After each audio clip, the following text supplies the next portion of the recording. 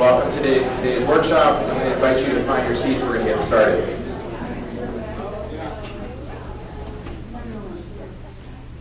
That's better? That's better.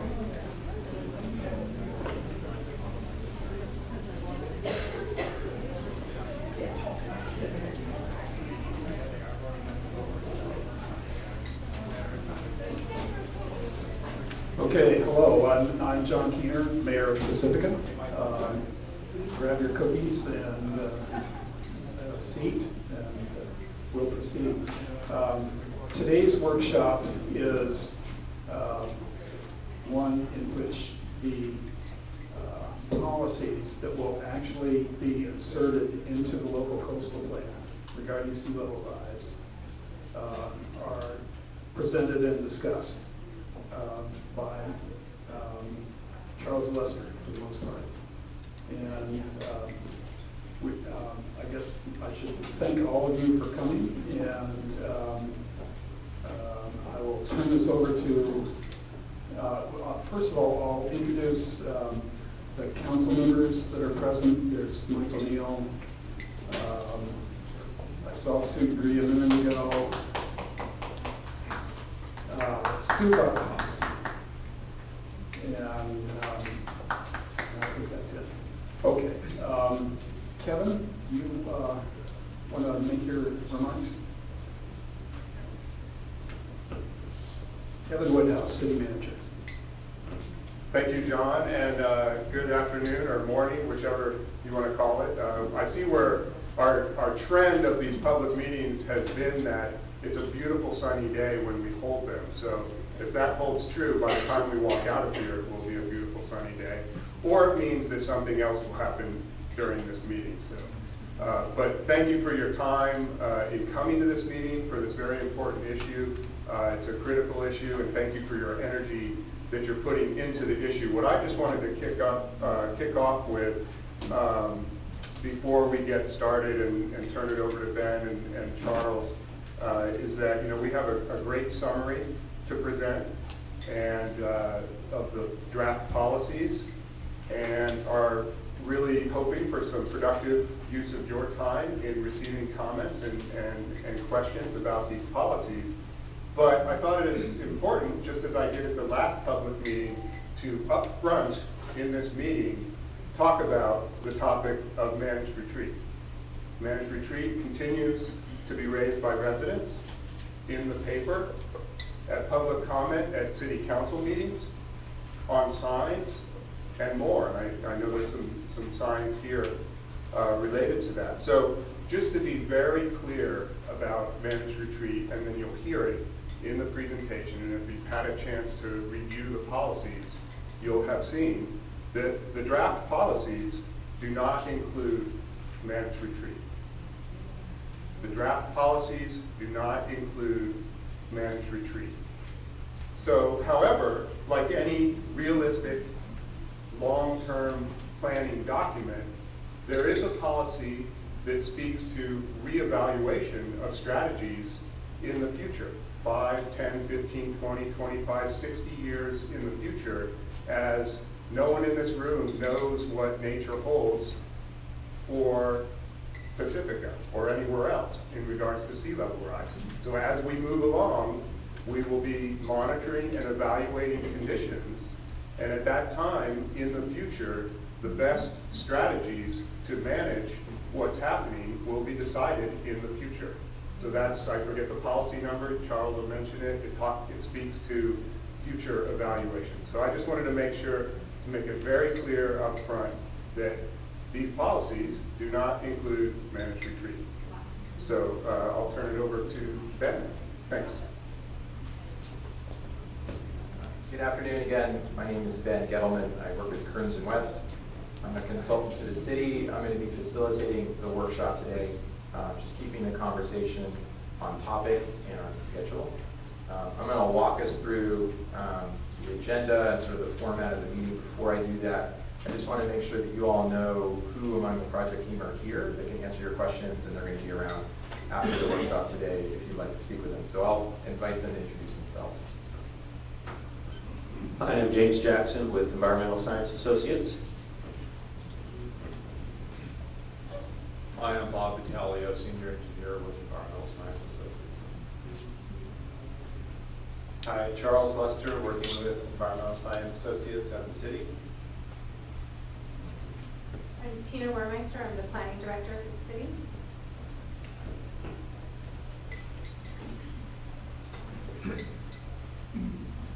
Bonnie O'Connor, associate planner with the city. Mary Beth Day with Kearns and West, the association team.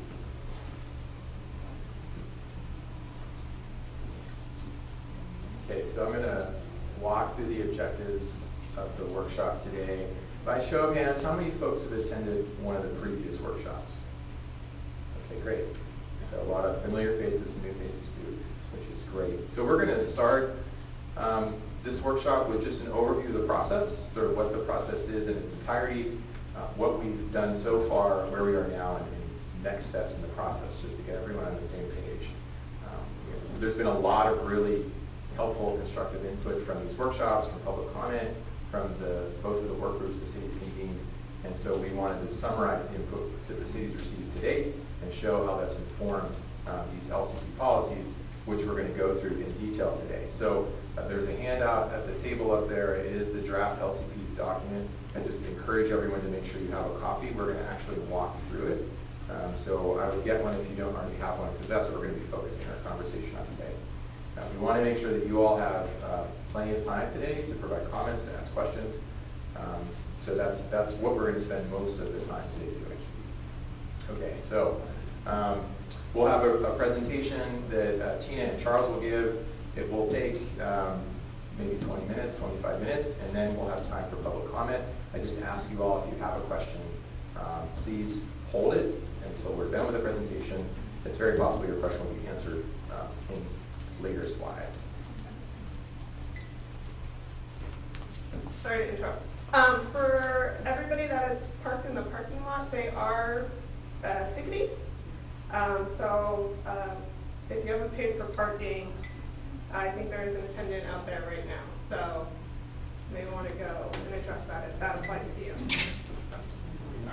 Thank you, Bonnie. Okay, so public participation during the workshop. Again, we'll invite folks to provide public comments at the end of the meeting. Please fill out one of these blue comment cards, and we're going to keep a queue, and we just want to make it fair. So everyone sort of will go in the order we receive them. I will ask folks to please keep their comments within 2 minutes. I'll be timing it. When we get to about 1:30, I'll flash this card here, and I just ask for your cooperation. We just want to make sure everyone has time to provide comments and ask questions. You can also provide comments by submitting a comment form. It's just a written form, which is up at the table with Mary Beth. So you can certainly submit a comment that way as well. Okay, just some proposed ground rules. I want to acknowledge that there are different perspectives, different opinions, different interests in the room, and I just request that you be respectful about those differences. It's my job to make sure that happens, and just help me help you in that respect. Please honor the agenda and the time limits for discussion. It just helps me manage the meeting effectively. And if you haven't already done so, please turn off your phone or put it to silent. So these ground rules look okay? Any questions about the ground rules or how we're going to do public comment? Okay, great. All right, so I will turn it over to Tina to give an overview of the planning process. Hello everyone. Again, I'm Tina Wermeister. I'm the planning director, and I will be going over the planning process as well as reviewing some of the comments that we've received to date. So City of Pacifica does have a current global coastal plan, and it is very old. It was adopted in 1980, so it needs to be updated. It does not cover sea level rise impacts or adaptation measures. And incorporating the adaptation plan into the document will bring us into conformance with Coastal Commission policies. I'll add that we have started to draft or have a draft of the LCP, which goes far beyond just adaptation measures to sea level rise, but it was drafted several years ago, so we still need to go back and incorporate an adaptation component.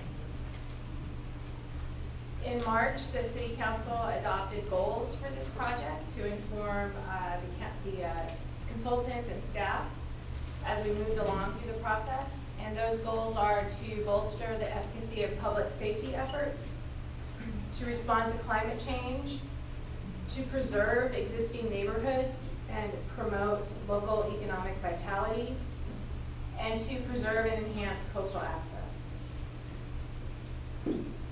So there are several steps in preparing the adaptation plan. The first three make up the vulnerability assessment, including identifying the sea level rise projections we used, identifying potential impacts, and assessing the risks.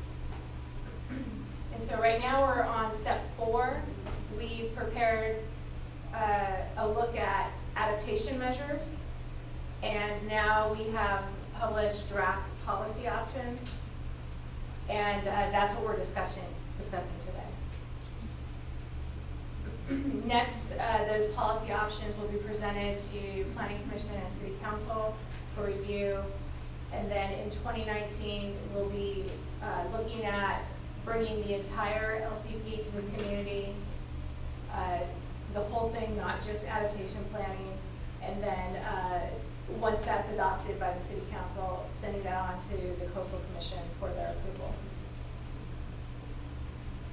So here's a schedule of, brings us through the end of 2018. And so here you'll see our workshop on 9/15. The draft policies are going to be open for public comment until October 5th. And then a public comment period will close, and staff will be preparing for Planning Commission presentation and public hearing on November 19th. And then bringing the Planning Commission's recommendation to the City Council on December 10th. And then this slide shows the schedule for 2019.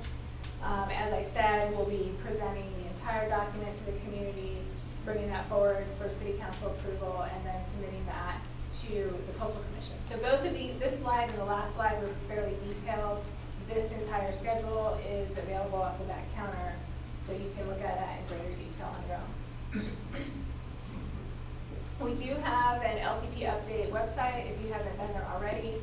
If you go to the city's main page, cityofpacifica.org, there's a link front and center there on that page. So next I wanted to just provide a summary of some of the input we have received today. We've had many community meetings, and we are reading, listening to all of your feedback. So on the vulnerability assessment, we asked specific questions of the community, which was, how do you use the coast? What do you value? And we received kind of comments that you would expect. You know, people use and value their homes, their community, their neighborhoods. That's where they shop and they recreate. On the adaptation strategies, we heard that folks were really concerned about how adaptation strategies would impact single-family homeowners, how they would affect businesses. And we heard that it was very important that homeowners are able to continue to maintain and protect their property. We heard that folks were curious and concerned about how adaptation measures would be funded in the future. There was encouragement for the city to look to coordination with other regional and federal agencies. We held a public meeting just on the economic analysis methodology. So we received a lot of questions. Folks wanted to better understand how the economic analysis was being conducted.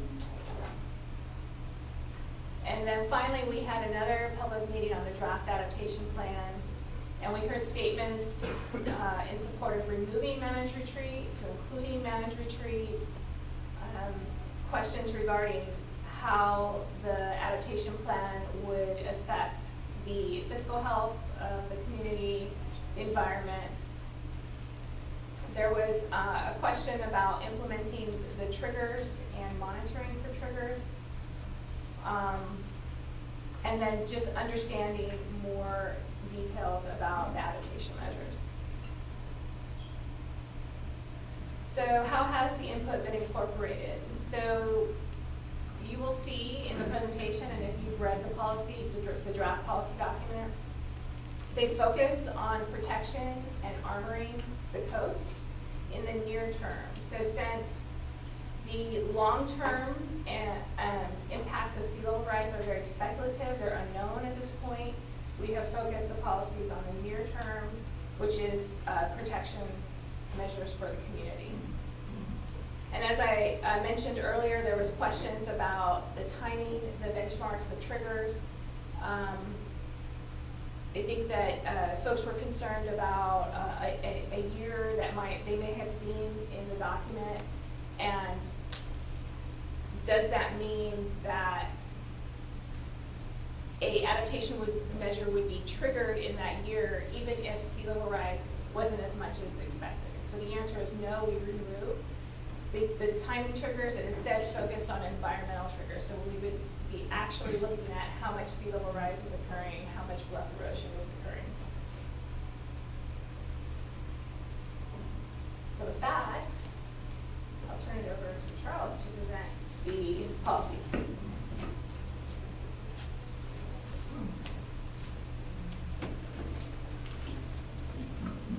All right, good afternoon.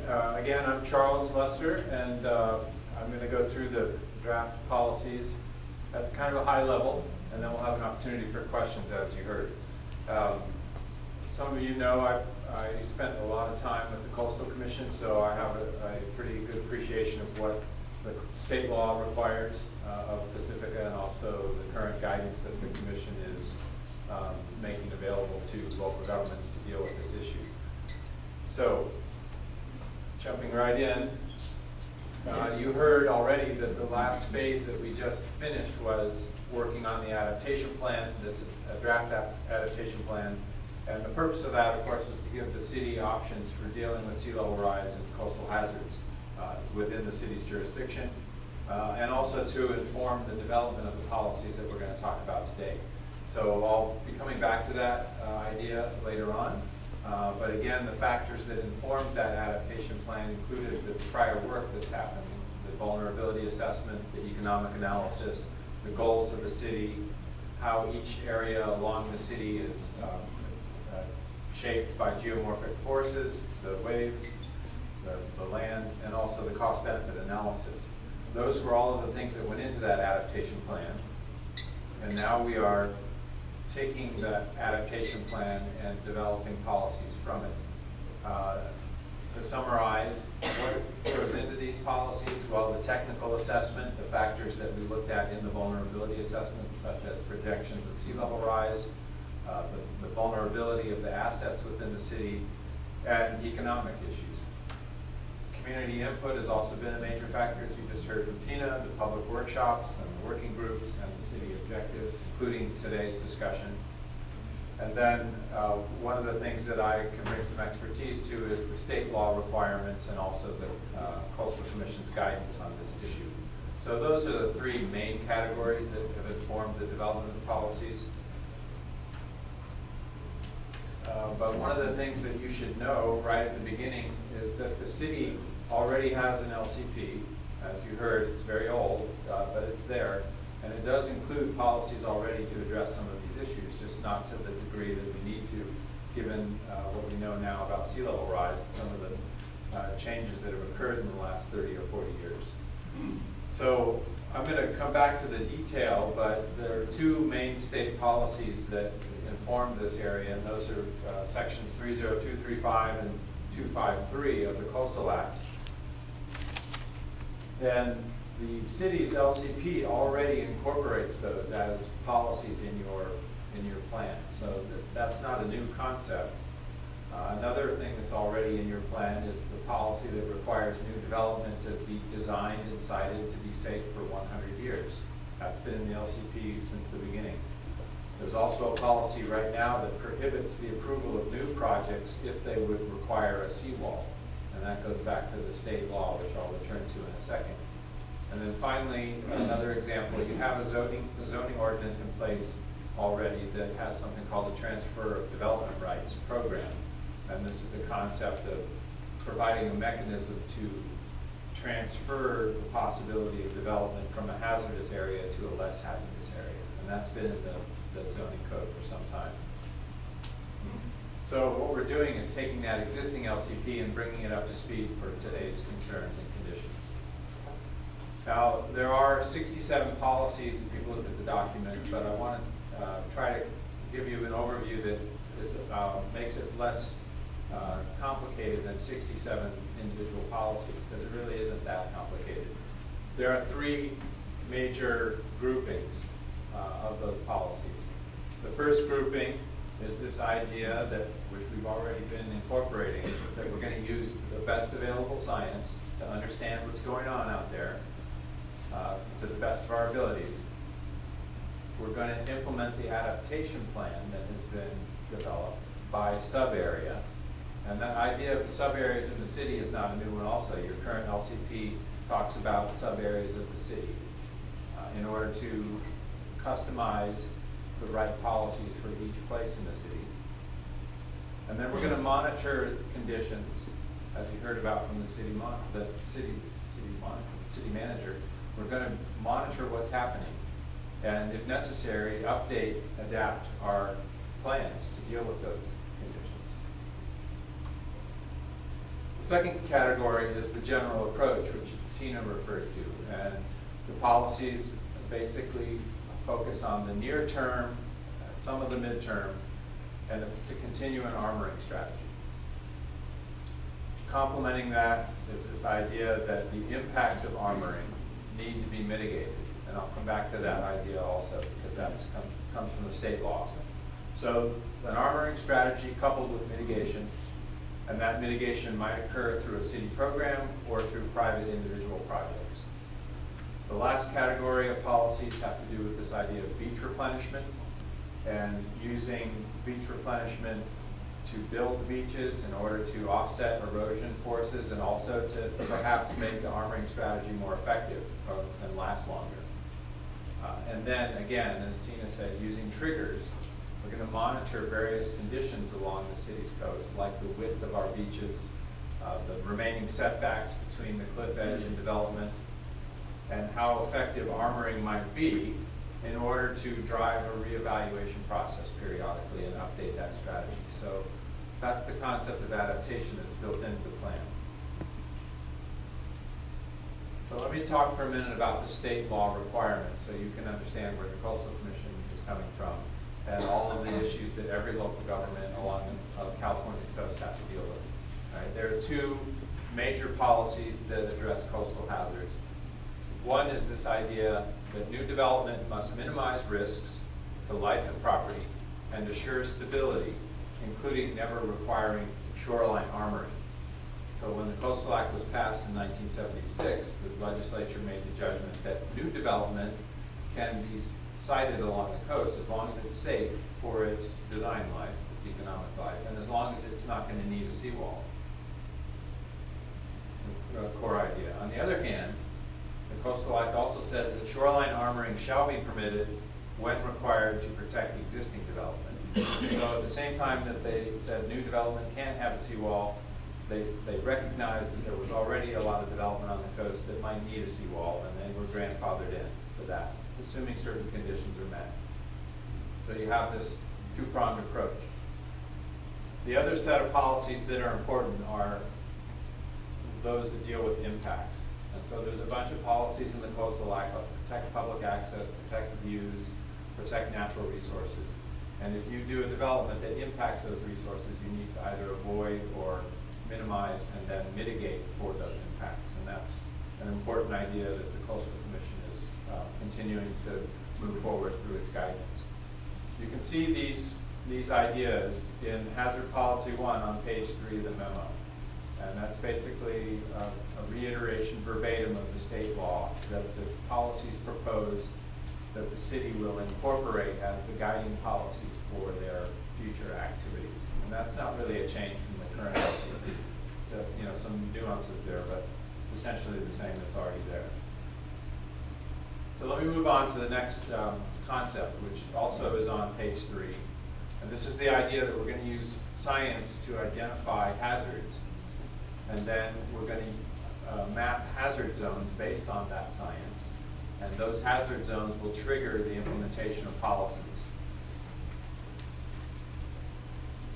The hazard zones in the city address various kinds of hazards, including erosion zones, flooding, landslides, and tsunami run-up zones. And you've already seen those now in the vulnerability assessment that was prepared based on some of the best science that we have, including coming from the state level and the Ocean Protection Council. The hazard zones would trigger various policy requirements, and the best example perhaps is this idea of the transferable development rights program, which would be made available to properties in a hazardous zone to potentially relocate development potential to a less hazardous zone. But your presence in the hazard zone is what would trigger your eligibility for that. So that's one set of categories, or types of policy. The next category covers policies 4 to 15 on pages 4 and 5. And there are a couple main ideas here. One you heard about from the city manager. We're going to implement a sub-area adaptation plan consistent with the resource protection requirements of the Coastal Act and the Public Trust. And that's policy 4 in the document. We can go into more detail later if you want to understand how that policy works, but it basically says the city is choosing to implement its adaptation plan as developed, with the qualifications that you already heard, that it's focusing on the near term, not the longer term. There isn't a specific focus on managed retreat at this time. And coupled with that, we're going to monitor that plan implementation and reassess its effectiveness every 5 years. That's policies 5 and 6. And that's a really important idea for the notion of adaptation, is we're going to see how it's going. And if it's going okay, great. If it's not going okay, what do we need to do to change it to make it work better?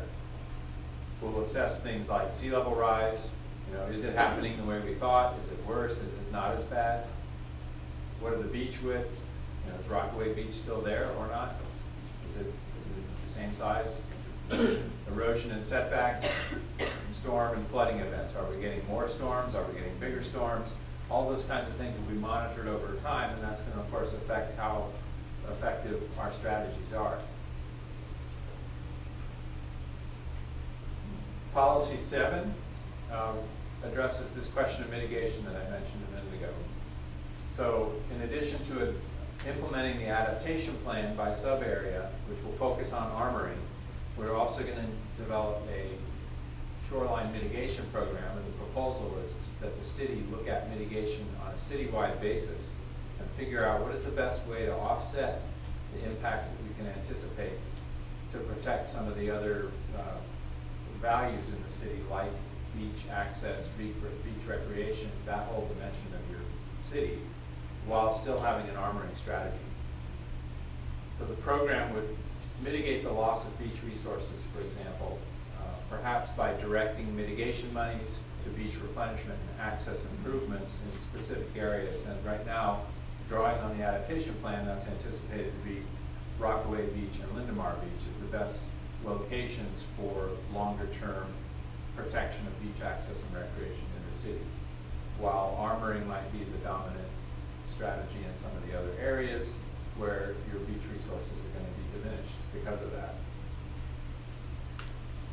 That's policy 7. Policy 8 is basically direction to the city to pursue funding options and mechanisms to make all of this work. And there are a lot of ways to do that.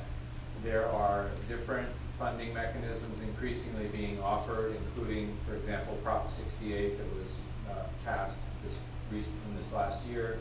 That includes millions of dollars at the state level, for example, to provide for adaptation mechanisms. city could potentially take advantage of. There are federal monies coming out of the Federal Emergency Management Agency, so that may be an option, assuming Florence doesn't take it all up. You know, there may be monies in the future available for mitigation. Other mechanisms, you heard about geological hazard abatement districts, I think at the last meeting, also as a particular kind of governmental mechanism that might be pursued by the city to help pay for some of these options. Then at the last bullet here on this slide, I've just summarized policies 9 through 15 are a grouping of miscellaneous programs and ideas that will be available for the city to use in order to address hazard mitigation, including the TDR program, the Transferable Development Rights Program, this idea that the city should coordinate its plans, the different plans that it does have, and also assess its infrastructure to make sure that it's continuing to be safe. All right, so to the sub-area planning idea. This is just a slide reminding you what those sub-areas are in the city. This comes from the adaptation plan. Each section of the city falls into one of these sub-areas along the shoreline, and the plan develops policies for each of those. So even though there are a lot of policies, policies 16 through 43, when you divide it out by sub-area, it's only 3 to 6 policies per sub-area. So it's not as complicated as it might look. And that's on pages 6 to 11 of the document. The approach in each sub-area is that each sub-area has a specific approach based on those environmental conditions and the development context in that sub-area. So for example, on the north end of the city where there's less development and bluffs are high, you have a certain approach adopted by the adaptation plan. Down by Beach Boulevard where it's highly urbanized and you already have the Beach Boulevard seawall, there's another approach that's embraced. And those are different places that require different strategies. However, most follow the same pattern. Again, this is the near-term focus of the policies. The same pattern of maintaining and expanding armoring in the near term with supplemental beach replenishment where feasible. So the policies provide you the framework to consider beach replenishment in addition to maintaining armoring. The policies may also identify specific actions depending on the area and the issue. So for example, policy 28 talks about implementing specific flood control measures at Clarendon to deal with the flooding that has been identified in that sub-area. So it's a customized, specific policy direction to the city. All right, let me give you the example here. This is just one sub-area. Sharp Park, West Fairway Park, and the Moore Twain sub-area. There are 6 policies proposed for this sub-area. 3 on this slide, 3 on the next slide. This is just an example of what we've been talking about. To deal with the golf course, encourage the city to maintain the golf course berm, consistent with the recent permit action that was taken there. Shoreline structures, and here's an example of what the planning director was talking about in terms of the trigger. It says 0 feet of sea level rise. That means that that's a now policy. We're going to do this now because that's when we need to do it. And that policy is to maintain and expand shoreline structure to protect public infrastructure, extend the Beach Boulevard seawall to protect the golf course, to the golf course berm at 0 feet. On the other hand, this trigger, 0 to 2 feet, says that, well, we're going to do that when sea level rise, as we monitor, gets higher and up to 2 feet, at which point we will probably have to upgrade existing structures to limit the effects of wave overtopping in this area based on the condition of higher sea level and using beach replenishment strategies. So that's the idea of the triggers being based on conditions, not specific times, which was always the intention of the document, that those were just estimated times when that would occur. This is the second set of half of the policies for this sub-area. A policy that talks about beach nourishment being used within this time frame, 0 to 1 feet of sea level rise, in order to reduce the need to maintain shoreline structures. If you could replenish the beach in front of the Beach Boulevard seawall, maybe it would last a little longer, for example. Flood protection measures, with now, it's a now policy, 0 feet of sea level rise. And then long run, maybe perhaps with 3 feet of sea level rise, we will need to evaluate need to construct a West Fairway Park stormwater basin, pump station, interior levee to protect homes from future flooding, and that's based on that projection of possible sea level rise. So each of the sub-areas have a similar set of policies that speak to the conditions in that sub-area. All right, the next set of policies, 44 to 54, begins on page 12. 11 policies, and this is a high-level summary of what those policies address, but basically they speak to the state law requirements that need to be addressed in any policy document that the city has in the coastal zone. Siting and design standards for new development. Like we have currently in the LCP, it talks about making sure we have 100 years of safety for any new development. Assumption of risk and a no future seawall commitment. This is something that the Coastal Commission and has happened in the city of Pacific, has been happening for quite some time, which is if someone develops along the shoreline, they need to assume the risk of that development in a hazard zone. And they also need to commit to not building a new seawall if in fact it's a condition that requires that. Much of the development in Pacifica is already existing, but it already has a seawall, so this policy would come into play for some of that. Avoidance of public trust lands is another standard that has to be addressed, and if you know about the mean high tide, all of the lands below the mean high tide land are public trust lands. Those are lands that are belong to everyone in the state. They need to be protected, and so the standards proposed would require that any development along the shoreline avoid that public trust area. Prohibition on bluff face development except for public access structures. Requiring non-conforming structures to conform. And then protection of private property. So the Coastal Act has a specific statement that private property needs to be protected, consistent with the Constitution, so private property can't be taken without just compensation. That idea is also being repeated or proposed to be repeated in the policies for the city. It's already the case, but it doesn't hurt to say it. Okay, the next category of policies has to do with shoreline structures specifically, like seawalls or revetments. They're on page 14, policies 55 to 61.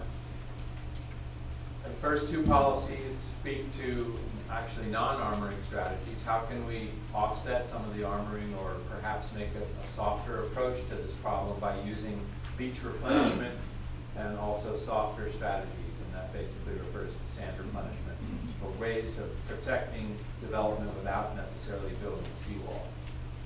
There are reasons to do that, but there are also feasibility issues that need to be addressed, and some of that's talked about in the adaptation plan, and that would be provided for by the ongoing implementation and assessment of projects. I'll come back to that in a minute. There's another policy that provides for the repair and maintenance of seawalls that are already existing. Policy to allow armoring, this is right from the Coastal Act, allow armoring for existing development as long as it's being monitored and as long as the impacts are mitigated, either individually or through the city's program that's developed under, as proposed under Policy 7. And then to limit the authorization of shoreline structures to the life of the structure being protected. And that's something that has been done in more recent years at the Coastal Commission level, including for the Ocean Air seawall, for example. It was approved by the Coastal Commission, but it was approved only for as long as the Ocean Air apartments need it. In other words, if Ocean Air is no longer there, you wouldn't need the seawall.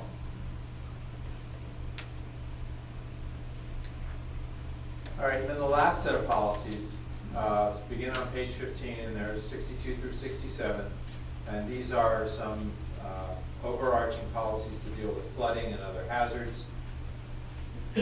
Statement that we need to comply with the city's flood hazard ordinance, facilitate flood proofing of structures in the flood zone, avoid development on steep slopes, and avoid seismic faults, address hazards in the tsunami run-up zone through evacuation plans and education, for example, and address drainage and bluff erosion. So last set of policies to catch other issues related to coastal hazards. So that's the overview of the policy document. Again, we can go into detail if I'm sure you have questions. And what's going to happen next is, as you heard, the city is taking public comments on these LCP policies. The comment period closes October 5th. So you have about 3 weeks or so to get those comments in. Fill out a comment form. Here's where you can send it. There will be a planning commission hearing meeting on November 19th is the plan, to talk about these policies with your decision makers at the public hearing, and then followed by a city council hearing on the same policy. So there's ample opportunity from here forward to continue to talk about and receive input and discuss the proposals with the city's decision makers.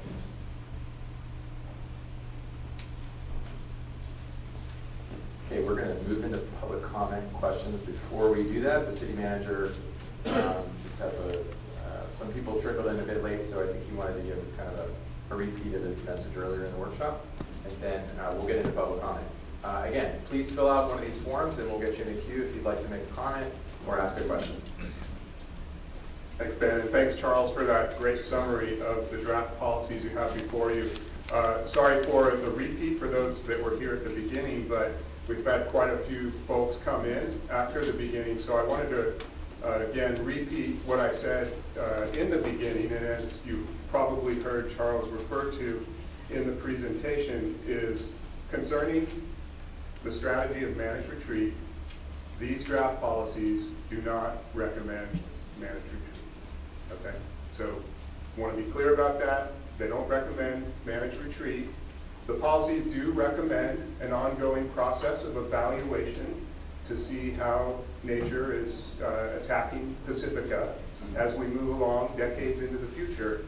At that time, depending on the impacts, we need to reevaluate strategies to see if they're working. So that's any good long-term planning document, be it a financial plan, any other kind of planning documents, college planning for your kids, other retirement planning. You got to always have the process of ongoing adaptation and evaluation. So again, I just wanted to re-emphasize that for those that didn't hear it at the beginning. Thank you. Okay, so we're gonna do these in the order I received them.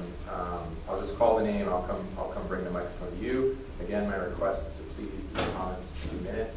I'll give you a 30 seconds left.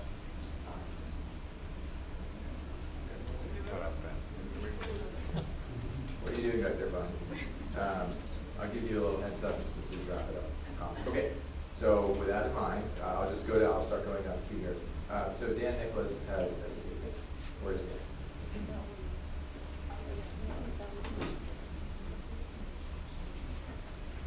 Actually, I have a question. Sorry about that. Yeah, so I heard the term that we use best available science for this from our ESA representative. So good science is peer reviewed. In looking at the document that you came up with, I noticed that in the references, you had references to Bloomberg's Gadfly editorial, Golf.com, and most of the references were made up of your own documents. This document in general, as a scientist, is some of the worst science I've ever seen, not just economically, but scientifically. This is difficult science, however, it's not impossible. So Mayor Keener, my question to you is, would you be willing to stand by your work here and these policies based on what ESA has come up with by using city funds to hire an impartial third party to review the ESA document based on solid scientific foundations? As a show of good faith, would you postpone the December 10th date until after the elections to allow your constituents time to do our due diligence? Looking at this document, we have 3 weeks to respond to a tremendous amount of information.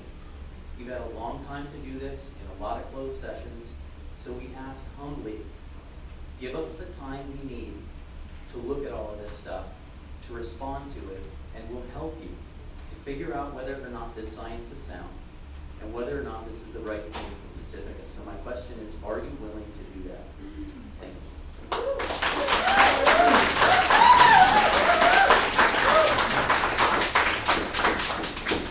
I'd like to answer that.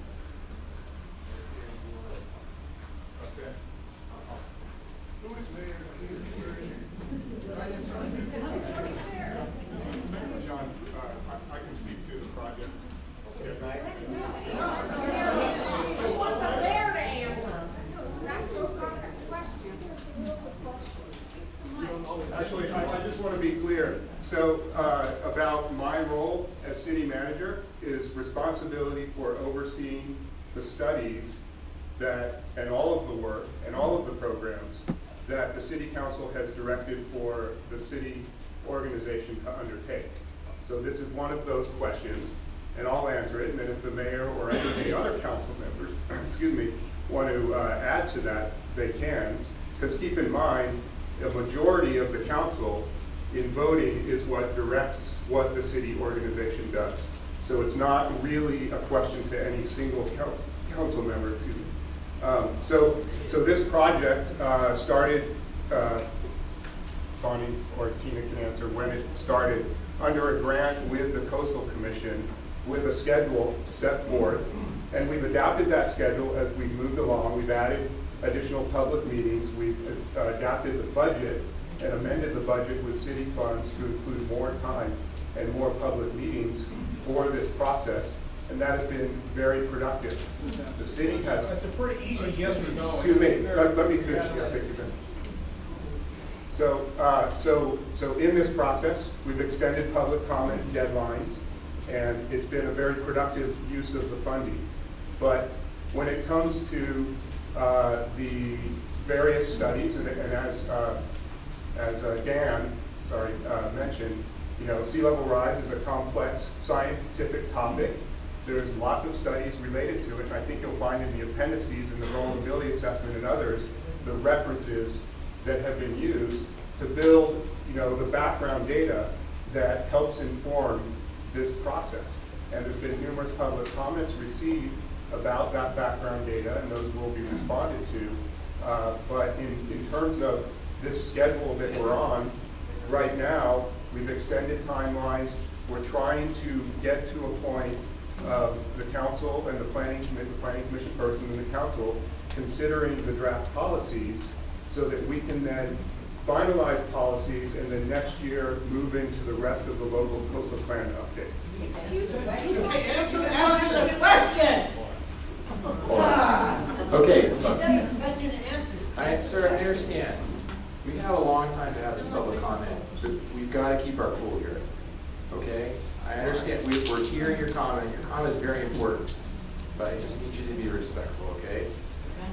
No, I get that, I get that. Got it. Right. Okay. I hear you, ma'am. Thank you. So, I'll leave it to you, Mayor, if you'd like to respond or not. Okay. All right, so we're gonna move on. So the next comment is from Tim Blanchard. Where is he? Hi, thank you. So my quick questions are to ESA. In your own website, you state that you've been getting environmental laws passed since back in the 70s. How many of these laws that the Coastal Commission is implementing did you help get passed? That's my question. My comment is, light armoring works very well because it saved Nick's of Rockaway Beach's parking lot for over 30 years. Okay? Third question, your implementation of the timeline of when you can go back and review to put us under managed retreat, I want an answer to that. So a couple questions. The first question, I think Bob's going to take about ESA, and then Yeah.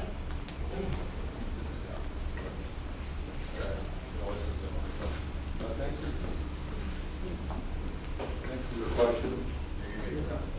Okay, thanks for your question. The first question was how many environmental laws has ESA helped pass? Yeah, in regards to the Coastal Commission, I read your website, you speak highly of Downey County.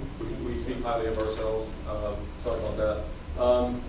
I'm not aware of any actions we've taken in regards to the Coastal Act, which is state law or regulation that we're operating under, I believe. So I can't take any credit or blame for that. What was the second question?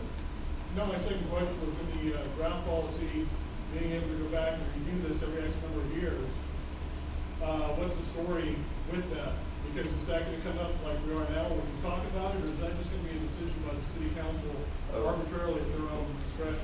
I think that's something to discuss in these meetings, and I think that is the city council's decision based on input from the That's what it community. sounds like to me. And That's what it said. I don't think it's been decided yet.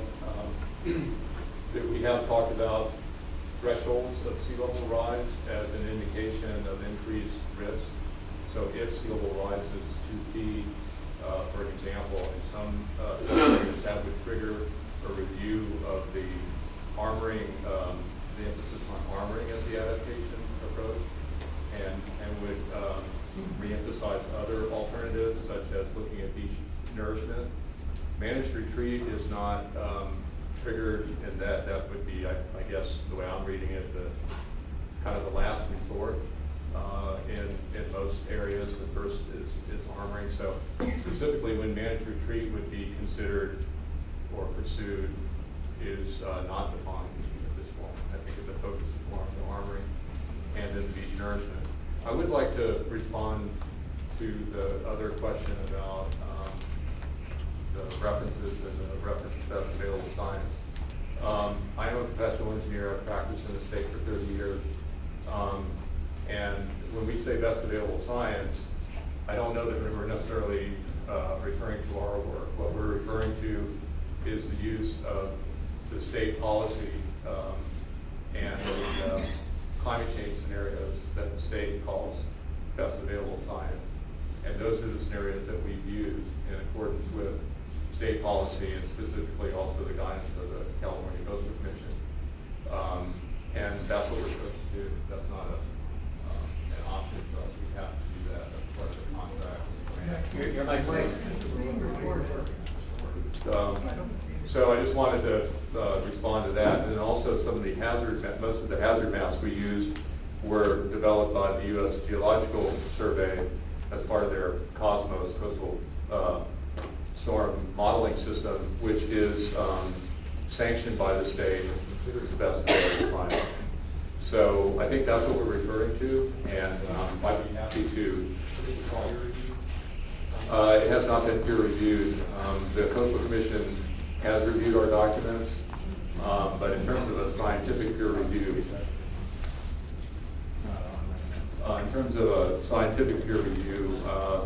no, the document has not been. And I'd be fine with having that. We have, there are some of our documents referenced in that report that were peer reviewed.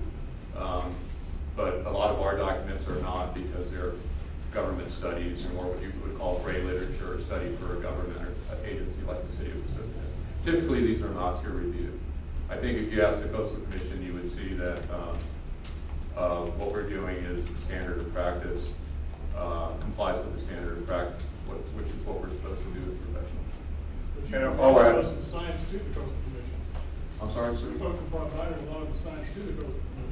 We have worked with almost every state agency and up and down the state of California for over 30 years. And we are well known, and we would like to think that we contribute. But again, we don't have any political power or authority, and we are following state guidance and using the climate scenarios that the state says that everybody should use. There's no option from our perspective on that.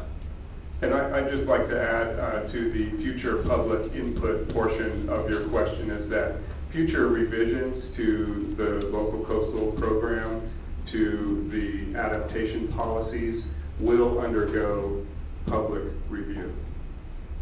Whenever it is in the future. Those are documents that have to be approved by the Planning Commission as well as the City Council. So you're saying this will be open to public review and you won't make a decision without the public's input Correct. on mapping management tree and all that? And whatever strategy revisions that change these policies in future decades according to current public, Brown Act review laws, have to undergo public comment. Could we get more than 3 weeks to respond to it for months? I mean, it's just such a short period of time to do that, like 2 weeks.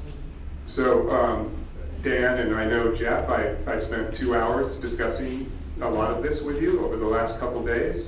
And so I appreciate your time, and we talked about this topic. And concerning the scheduling of this whole project, we are continuously reviewing as we're moving along how it's going and what's feasible to adjust or not, and maximizing the public input times. And we will be continuing to do that as we move forward here. So I can't answer you specifically about that, but we're always looking into what we can tweak.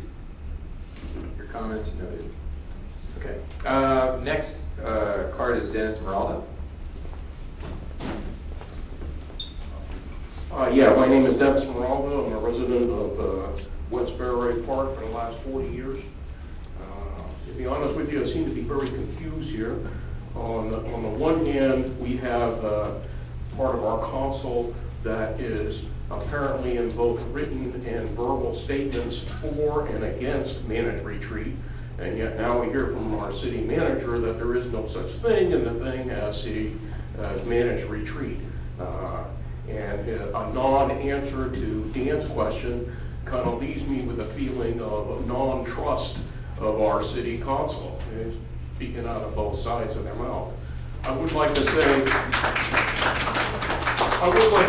that the city council is really committed by their predecessors on what to do.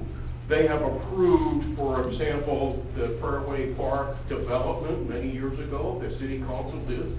So they have to go by part of that. The city council at that time turned around and issued building permits and managed the land. Now all of a sudden they want to change all this. That doesn't make any sense to me. We take the words of the Declaration of Independence partly. To secure the rights, governments are instituted among men, deriving their just powers from the consent of the governed. That's us. Abraham Lincoln in the Gettysburg Address. Government of the people, by the people, and for the people. City council members that you are here, look at the signs that are being held up here. No managed retreat. And can we trust you? Thank you. The next card is Jeff Gilly. Thank you. So, how many people here are from west of Highway 1? The majority of the room. Thank you. These policies were written by ESA, it's important to know, and not the city. These are the policies that are up here. And this is the same consultant that used a bunch of flawed data in the LCP final draft that is, if it gets enacted, becomes part of the public record. The false science that's in there becomes real, okay? An example of that is the cost benefit analysis and giving a $40 cost to the day at the beach. That's ridiculous. It's used data that is just nonsensical. And we're gonna have that as part of the public record, and other places along California are going to look to Pacifica to see how this is enacted. And they're going to use it as their arguments for managed retreat. We've heard from Kevin and others that there's no managed retreat in this policy. But policy 20 talks about putting houses, policy 43 talks about putting houses on stilts. Policy 20 talks about maintaining 100 feet of average beach. There's no way you can do that without pulling people back. That is managed retreat. If it walks like a duck and quacks like a duck, it's a duck! There are numerous references to terms, zones, maps, and other documents that have no reference where to find them. It purposely causes confusion and makes people have to go running around on a wild goose chase to find out which of these policies apply to us.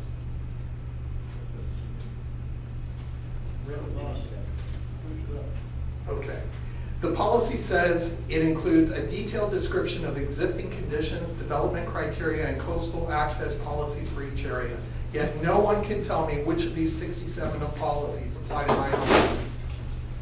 My home is 0.4 miles from the beach and 32.8 feet above sea level. I don't need a hazard policy for sea level rise.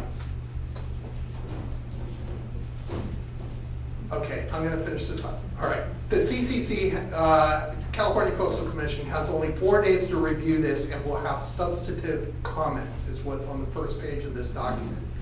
We're asked to provide comment for stuff that hasn't even been written yet. It's not, there's no reason that we should have this pushed through this fast. Nobody turns into a pumpkin on December 10th, Mayor Keener. Why are we having this done now? It's way too quick. This process is flawed. It has no feedback loop. We supply comments to stuff that we can't even see what's going to happen to it. There's no reason for this to happen on December 10th. None. Last thing, I encourage all Pacificans to vote for a reasonable city council on November. And we should have a city council that relies on it works for its citizens, not for outside special interests. I encourage you to vote for Sue Beckmeyer, Vicki Flores, and Mike O'Neill. Don't vote for them, they're all in the one state bucket. Sam Hart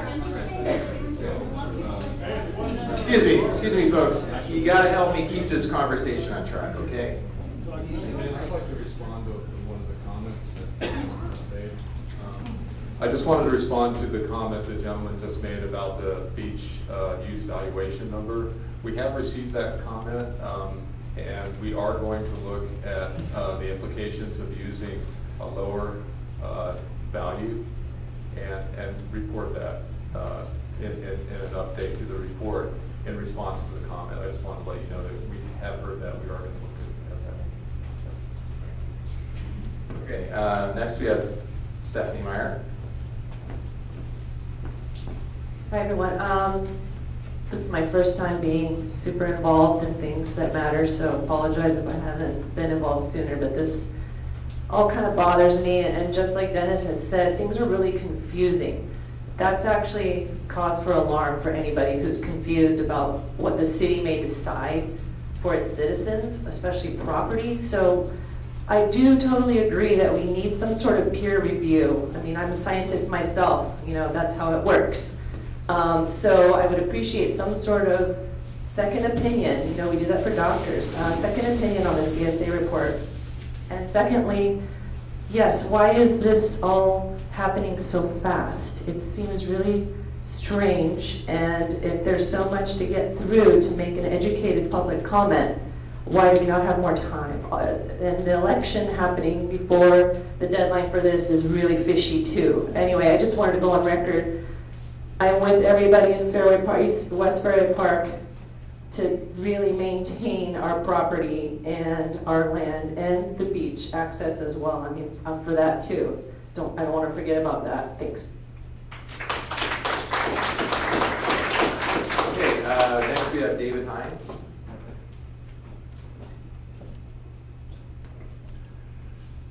Me and my family, we moved to Pacifica. We've been here since 1963 in Fairway Park, the same place. And I'm just now hearing about all of this, and I've got to tell you I'm very, very concerned. And I echo the concerns that have been mentioned. My brother-in-law in another state, the city or whoever the government agencies are, rezoned him, drew a line around his house. As a consequence of that, they've imposed upon him a new insurance. Because of this new insurance on his house, he can't sell his house anymore because nobody will buy his house, because not only do they have the mortgage payment, they have to now include this extra expense that has been imposed on him for the possible potential of something that might happen in the future. That's just not right. Here I am in Pacifica, and I purchased my house for my retirement, for my children. I've invested myself in all of this, and now my concern is that it's all going to be taken away from me by something that may or may not happen in the future. That's not right. Furthermore, I hope that Pacifica will learn the lesson of maintaining their own autonomy and not giving over any power or decision-making process to the Coastal Commission, knowing they do have some power. But let's not give them anything more than what is absolutely required. And let's maintain our autonomy, and not for those who have different interests. That's very important. So I'm concerned about losing my life's investment, my children's investment, and also the cost of living where I am by imposing things on me for something that may or may not happen in the future or way on down the line. That's just my comment.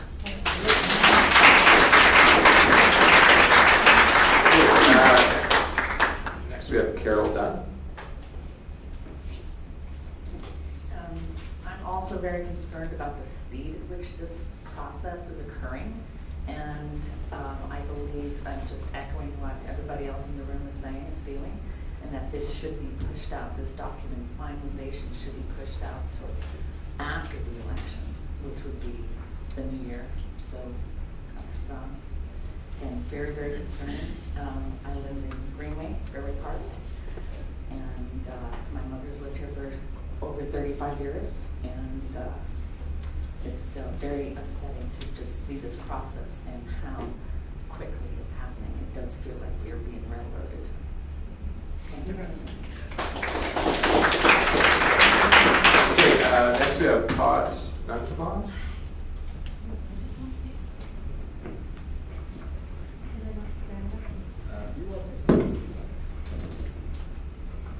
Hello.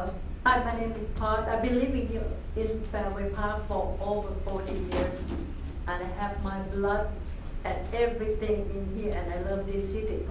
But please don't destroy my house, which is the only thing I have. I just save it for my kids, for my next generation that I did not see. So please save it. Thank you. Okay, next is Debbie Durham. So I also live in Fairway Park, and I have a couple of things. I want to know how much ESA has been paid to do this study. And I also, like everyone else, I think that this is being rushed through. We're not having time to look it over. And then I also want to specifically talk about West Fairway Park being included in this hazard zone. I've lived here 11 years. We've had floods, we've had buildings fall into the ocean, but nothing has ever happened in West Fairway Park. I don't know if it's, that's what I thought. West Fairway Park has never flooded. I mean, I've seen people kayaking and stand-up paddleboarding in Lindemar in the time I've lived here, and we have been fine. So I don't know why we're included in this hazard zone, and it says this sub-area is exposed to flooding due to rainfall runoff, which cannot flow directly to the ocean. And yet, it's never happened. So I feel like you just took everything west of Highway 1 and said it's a hazard zone. We're not currently in a flood zone. Most of the area is not in a tsunami zone. I don't know why we're included in this hazard.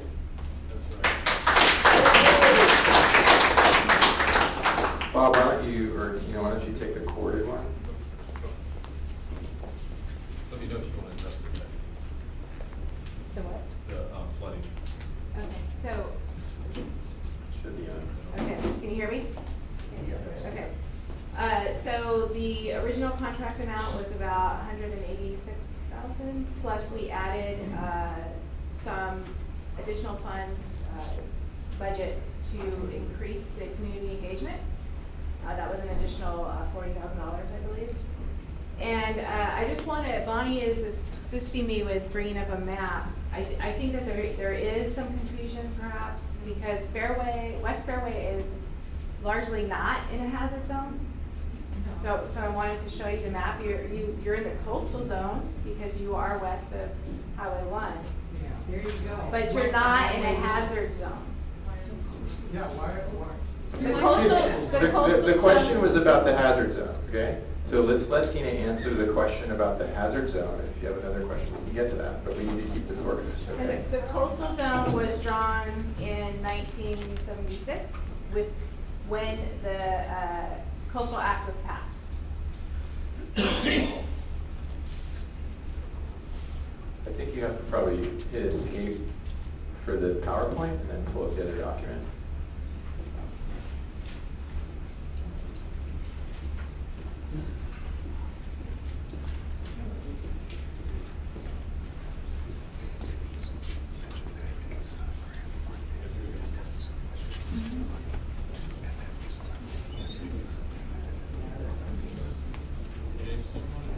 So this is West Fairway Park, and this is showing the red area is 2100, so again, very far into the future is the anticipated kind of worst case scenario for erosion.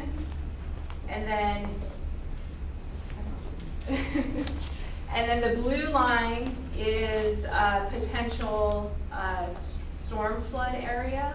So there are a few homes on the very west end that could be impacted again in the very long term. And this is under current conditions, or what is expected to be current conditions. So the policies that you have for West Fairway Park are trying to improve this.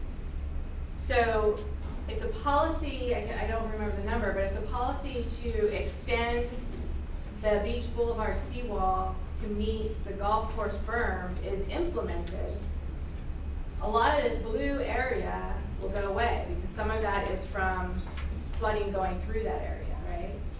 And increasing the beach width with beach nourishment will also mean that some of these impacts continue to move farther and farther away from the neighborhood. So I just wanted to point out that the neighborhood is not, except for the potential flooding, it's not in the hazard zone. So most of the policy document does not apply to West Fairway Park, except in that encouraging the city of San Francisco to continue to maintain their berm obviously benefits you, and the policy to close the gap between the Beach Boulevard wall and the golf course berm is obviously going to be good for the neighborhood as well.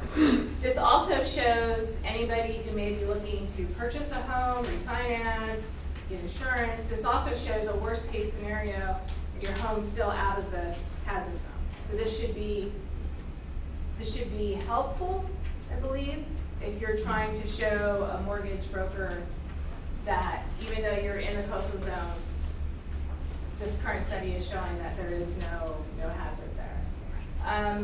I did want to point out that the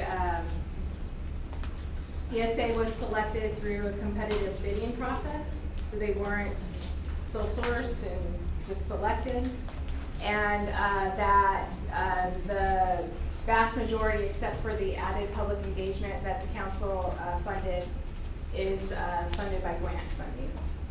So there was a question, Debbie, your question, I think other people would probably appreciate to hear it. So this map that we pulled from the vulnerability assessment document, Yes. which is on the project website. So if you'd like to see that map, it's available in that document. So where did it come from? I mean, it's referenced there, but where did it wasn't, this isn't the first time we've seen this, it's someplace else. So how was this What's map the- generated? Yeah. Okay, Bob, you want to say? So what we did is we used the USGS Cosmos model outputs, that's also known as ARCOS, our future set, that's an independent from what we do. red line is, I believe, actually from the Pacific Institute study, which we did work on, and that's the best available sea level rise affected erosion limit, and it's used to show kind of like the worst case. When we, But it's without reflection.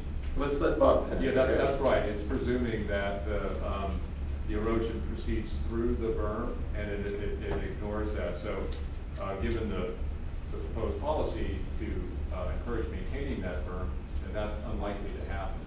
But And you don't that's, have to encourage them, because they've already committed to it. well, They've been told they have to, so they're not encouraging them. well, yeah, I hear what you're saying. I think that's up to the city council, but I think the idea was to encourage them to do it. They've already been told they have to. So coastal commission permits, I can't say why they do this, maybe Charles can, but they have a time frame.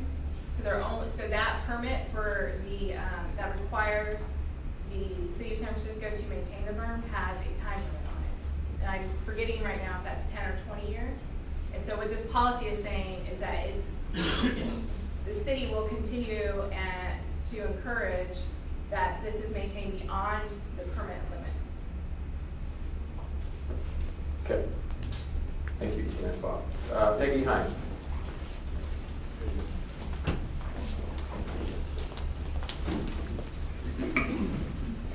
I just wanted to say that I concur with everybody about the timeline and the quickness that it's being rushed through, and that I'm opposed to any policy that would eventually lead to managed retreat.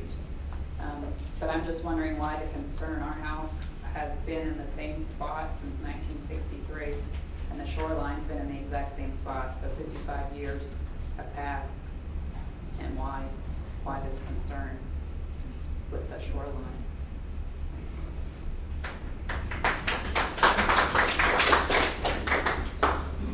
Okay, next we have Leon Slick. Leon? Yeah, this is the first time I've been in one of these meetings, and it's really informative. I could have fell asleep and got through most of it, but a lot of the laws and things that you're stating, it goes right over my head. My biggest issue is we've lived here 30 years, and we live in the real bottom of that other map where it shows the blue line at the very bottom. And we have a reservoir that takes care of any floodwater. It happens to be the golf course.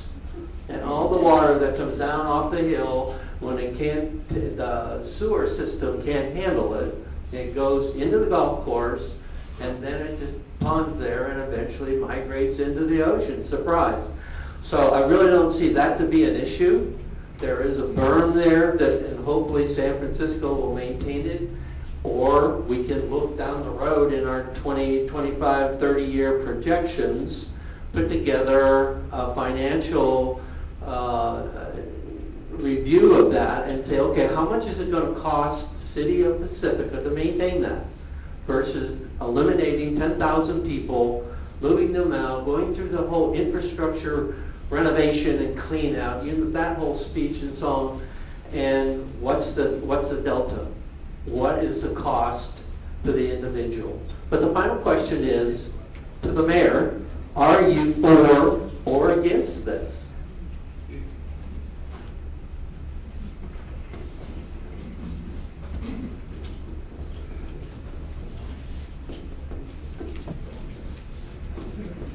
I've stated repeatedly, I am for protecting homes and businesses from bluff erosion and sea level rise.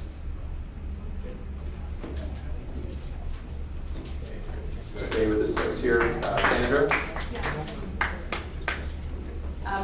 As my husband just said, we've been Fairway Park for 30 years, and our neighbors, I agree with all of them. There's no reason to implement managed retreat. I agree there are other ways to stop the water from coming in, but why? It hasn't come in, it's not going to come in, maybe 50 years, maybe 100 years, none of us know, but I hope and I pray that the city of Pacifica is being honest with what they're saying, because what they're saying sounds pretty good. but I don't know, because what we have heard as our neighbors, it doesn't sound, what you're saying today doesn't sound like what has been said. So, thank you. Sean Dale. Sean here? Okay, so Sean's comment was, I am opposed to the retreat. Lori Martin.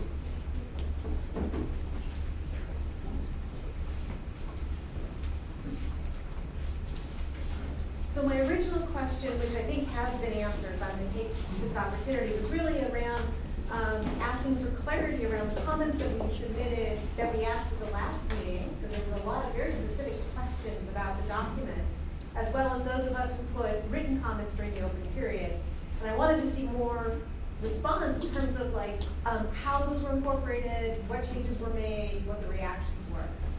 This is a substantially changed document, and I appreciate that, and I think that reflects probably the fact that a lot of it was listened to. But I do find that this process that we have right now is a little bit of a black hole. And I appreciate the stuff up front where you said these are the kinds of things you heard, but it didn't really give us a sense of what was the predominant voice and what were the specifics, and then what were the specific actions that the group has taken to those comments. So one of the things I would like to ask is that there is more of a two-way back and forth, particularly when there's very specific questions that are asked here.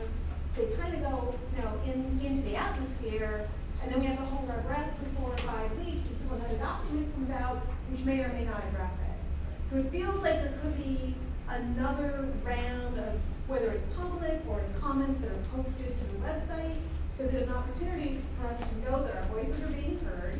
We may not always like the answer, but at least we would understand that the people that seem to be making these decisions are hearing us and have responded and can help us understand the decision process. I'd also like to comment that if there are incremental steps, like the California Coastal Commission is going to weigh in on this, and we can expect that they will have substantial effects. But there isn't another opportunity for those of us in the community to respond or react as it's currently outlined in the agenda. So again, I would like to ask that there be another open comment period. And I think when you start to think about we need more interaction, it does speak to what a lot of the other residents here have pointed out, which is the timelines seem to be arbitrarily rushed. This is hugely important. This affects us as residents, but for me, I've been in Pacific almost 10 years, and I'm excited about this community. I want to retire here and spend the rest of my life here. And I think the fact that came out of one of the previous meetings that 85% of the commercial businesses in this town are west of 1, are in these risks, means the viability of this city is part of this discussion. And I think it does warrant the future of our city is the commercial business. We have to see how that's going to roll out. I would ask us to have more time for comments and more interaction, and I think we need to push the timelines out as necessary.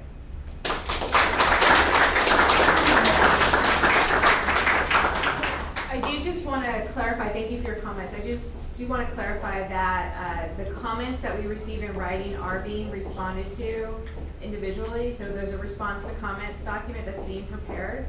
The vulnerability assessment, which was the first document that was prepared, does already have a response to comments appended to it.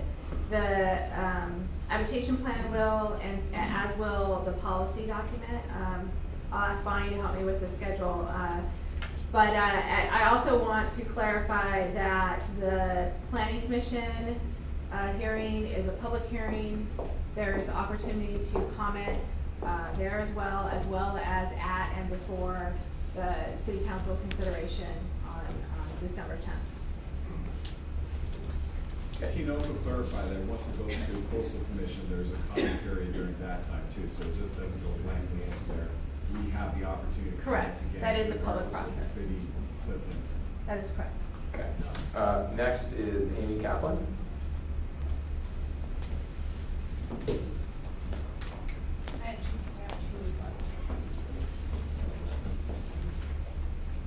Cool. I guess this question's to Kevin.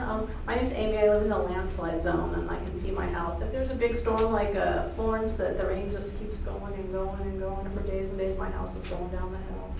But my question to Kevin and the city is like, at what point will you guys know if there's going to be a home owner taxpayer property tax increase for your, for beach replenishment, armoring and things like that? Like, what year might that, those taxes be announced, and how much increase might they be for low-income people like me who can barely afford our taxes now? Thanks.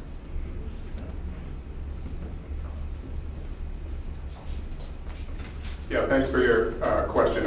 I can't answer specifically about, funding amounts.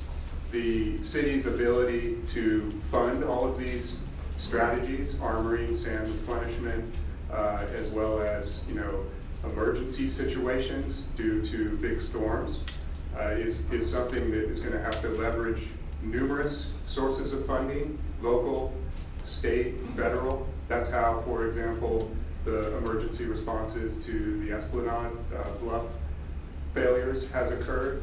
We're using as little as possible of local funding, but are able to get emergency grant funding from the state as well as FEMA to address those. One of the next steps and one of the policies recommended here is that we're going to have to start a process of evaluating all of the potential funding sources. And that process has already begun. We have grant applications into boating and waterways for $750,000 to look at the Beach Boulevard seawall. We have a process in place on a county-wide level to try to develop a system that can leverage more Army Corps funding, from federal sources, which is a very challenging source of funding to leverage.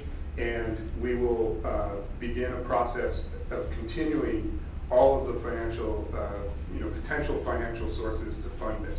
One of those will undoubtedly be, because most other sources of funding require local matching grants, so there will need to be some sort of local measure, and there's numerous potential types of local measures, but we haven't evaluated that at this point in time.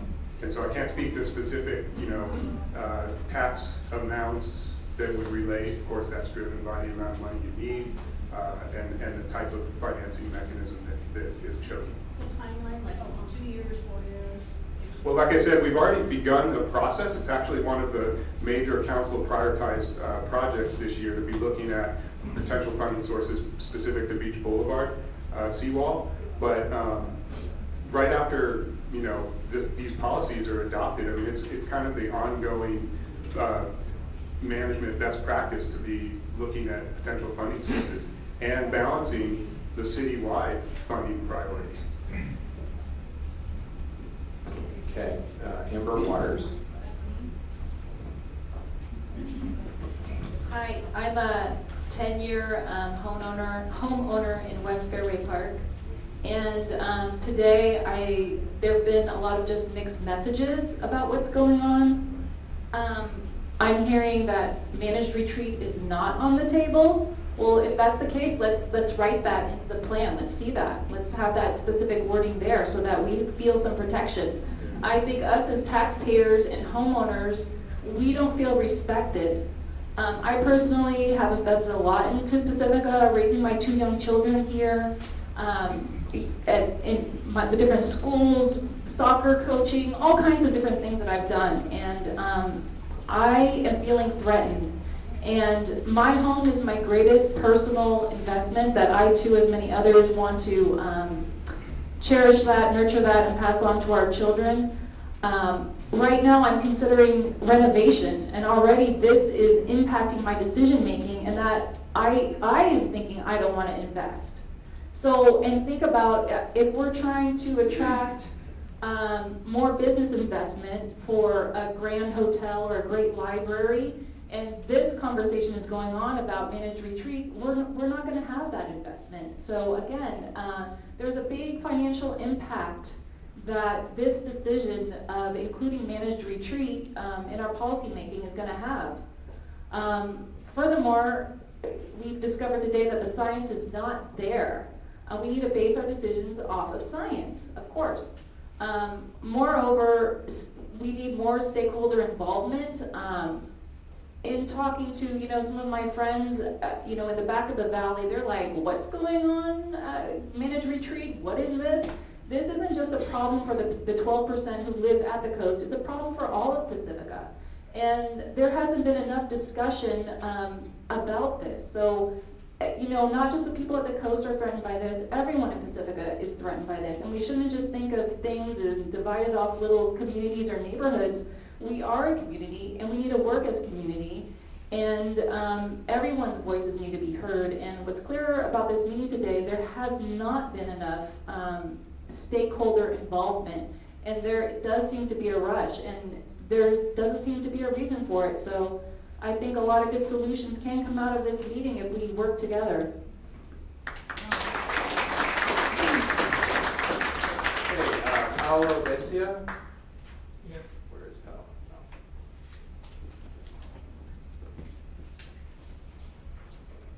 My name is Paolo Bescia. I'm one of Amber's neighbors. 10 years in Pacifica. I have a house, and much of what Amber just said applies to me as well. 2 young daughters. At the risk of maybe having some looks, I'm glad that the city is looking into a plan, because I believe the science. And something is coming, and we have to plan for it. But do we have to rush to it?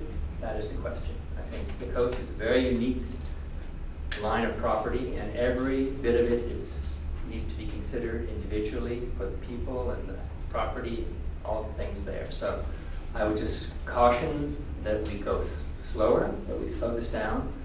I don't envy the group that's having put it together, but I think we need to go a little bit slower and have more feedback and do something like that. Okay, next is Jane. This is Jane.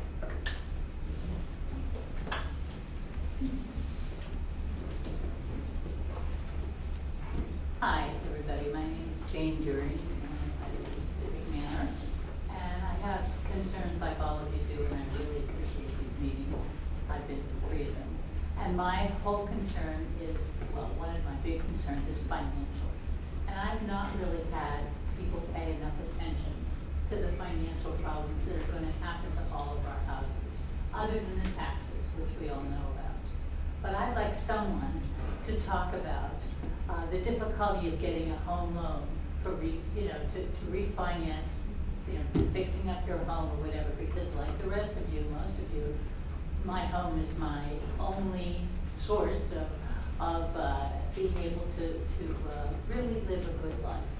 And I wonder if anybody could speak to some of the financial difficulties with banks, et cetera.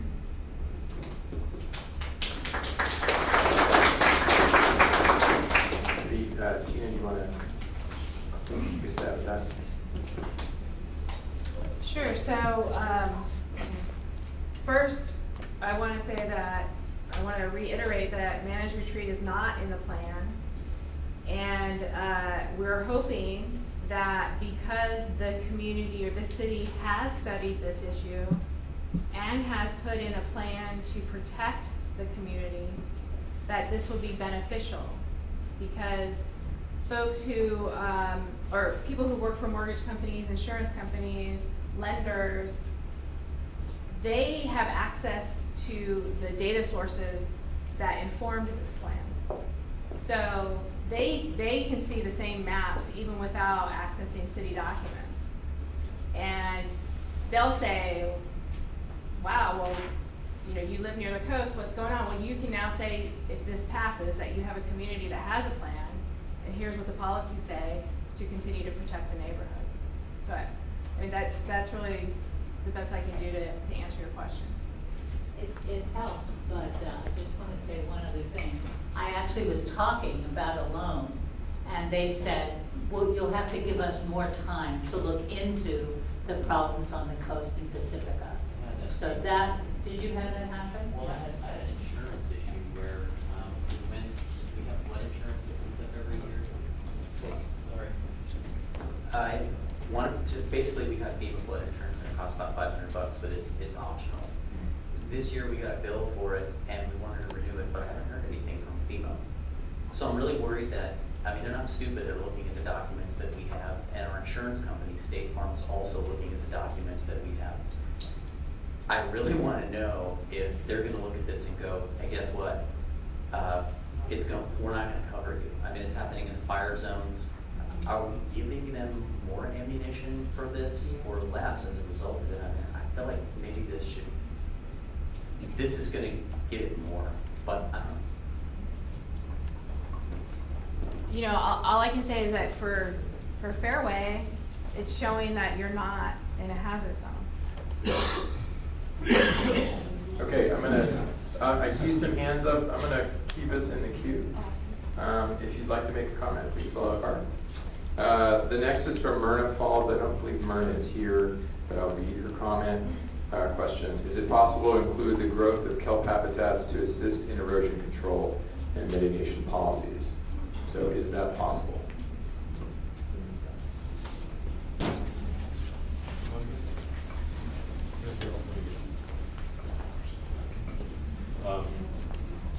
I'll try to answer that since I'm an engineer. Kelp doesn't really affect long period waves, those big long swells that we have. They tend to move through it. Shorter, choppy wind waves can be affected somewhat. But kelp has other benefits, especially supporting marine life and perhaps supporting some rocky bottom habitat. So it could be integrated into some sort of erosion protection structure that we talked about, like an offshore reef or offshore breakwaters. So some discussion of that and the adaptation strategies. And kelp could attach to that and grow, and there would be benefits. But in terms of preventing erosion, you know, when we had those big waves a couple of winters ago, you can imagine that they would just tend to move right through that kelp. And in fact, where we have kelp on our reefs, those large swells tend to rip it out, and then it grows back in subsequent years. Celeste Langiel.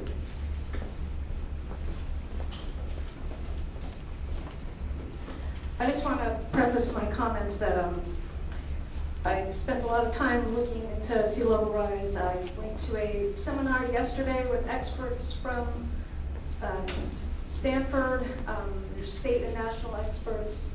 They all agree sea level rise is accelerating. The science is there. It's not just the Coastal Commission. They're not a boogeyman.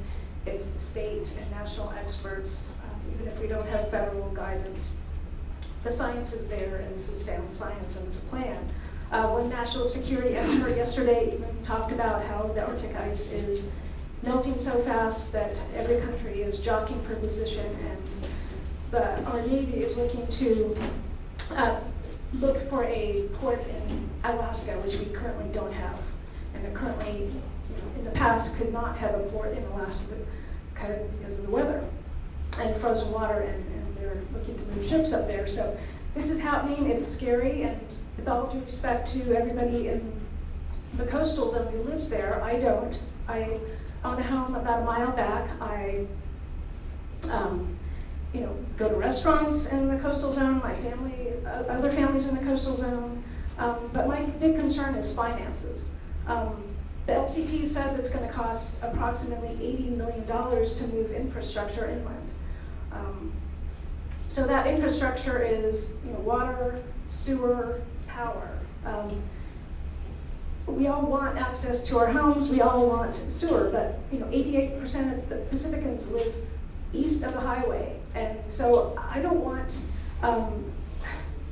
I need financial planning on behalf of the city, and I need information and realistic assessments of the cost. I don't want, if I'm alive in 30 years, or my kids have the house, or my neighbor's kids, I don't want to flush the toilet and it's a broken pipe going into the Pacific. And if we can't pay that $80 million to $100 million in 30 years, where is the city going to get that money? And I want that to be our priority. I mean, I want Beach Boulevard to be rebuilt. I really want all of your houses to be protected. But this is a huge issue, and you can't just raise $80 to $100 million to move all our infrastructure, public utility infrastructure inland. So it's a huge question. I don't think that there's going to be federal money available for much of this. So when is the city gonna start planning to move our public utilities infrastructure inland? I don't want it to wait for the 5-year update. And where is the money gonna come from? Policy number 8, adaptation funding. I want a little more certainty about what our city's gonna do and where that money's gonna come from. Other cities are already starting to tax their citizens. Foster City agreed to raise taxes to raise their levy. Malibu is paying approximately $5 million a year for sand replenishment. They're raising taxes. So, I just want to know, my primary question is the public utilities infrastructure. For all of those living, east or west, we all need to have water, power, and sewer. Next is Amy Kaplan. Oh, can I answer more? Okay, did someone want to give a response to that question about the financing for public utilities infrastructure in particular?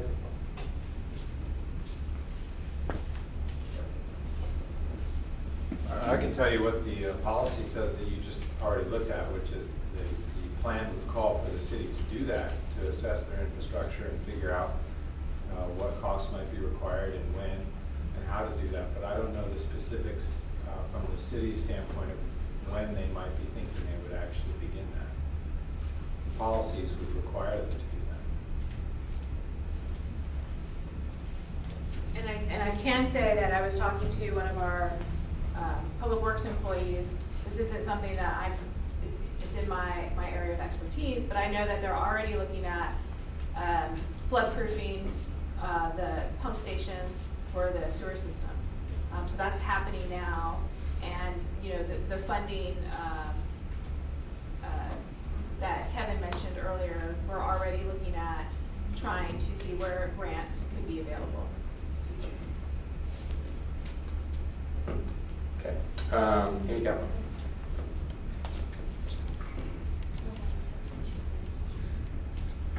Yeah, so my question is about transfer of development rights.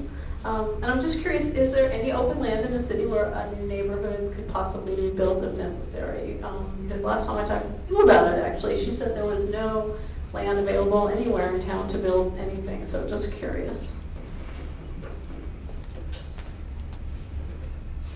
So the intention there was not that,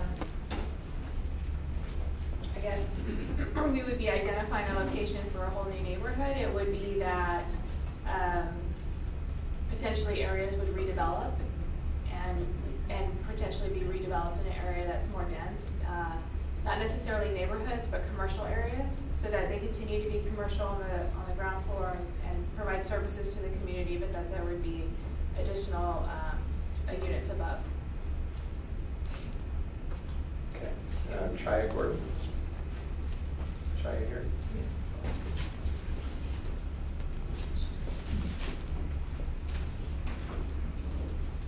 Hi, everyone. I don't want any Pacifican to lose their home. I don't want Pacifica to go bankrupt or to lose its scenic coast. Right now, these things seem to be in conflict with each other. And I don't have any magic answers. I'm glad for this process. But here is what I do know. Policy comes from compromise and negotiation. The ocean has its own plans and does not negotiate. Cost must be a bigger factor realistically.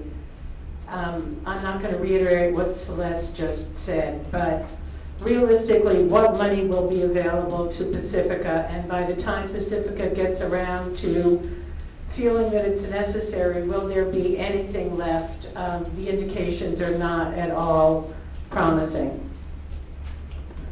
We need to prioritize now strategies for protecting or moving our infrastructure, sewers, water, etc., or we're all in really big trouble. And so I think addressing that in the way of a timeline in the policies is absolutely needed. Using the best available science, we know a few things. One of them is that armoring will fail at some point, and that managed retreat can guide approaches for moving forward. We need to find a way to move forward together. Managed retreat is the only way to save a few of Pacifica's beaches, and continuing to armor the coast guarantees the loss of our beaches. We need to modify where the policies draw the line now.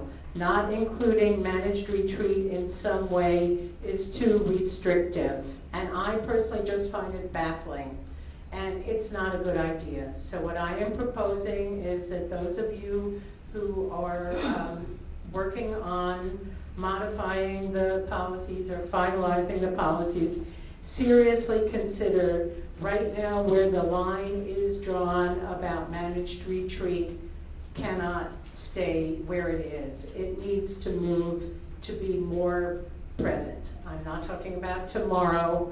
I don't even know, I'm not going to throw out a number, but, and I'm sure everyone has a different number, but I think that in concert with what is going on in terms of sea level rise, it has to move to be more of a compromise. Thank you.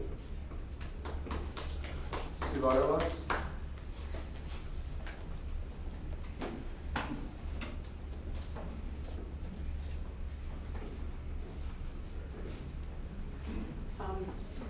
All of this that we're doing is based on the Coastal Act. The Coastal Act was decided in 1977. We didn't even have cell phones then. When is the Coastal Commission going to update the Coastal Act to be something more current, to take into consideration changes that have happened since 1977? I don't know if anyone knows the answer to that.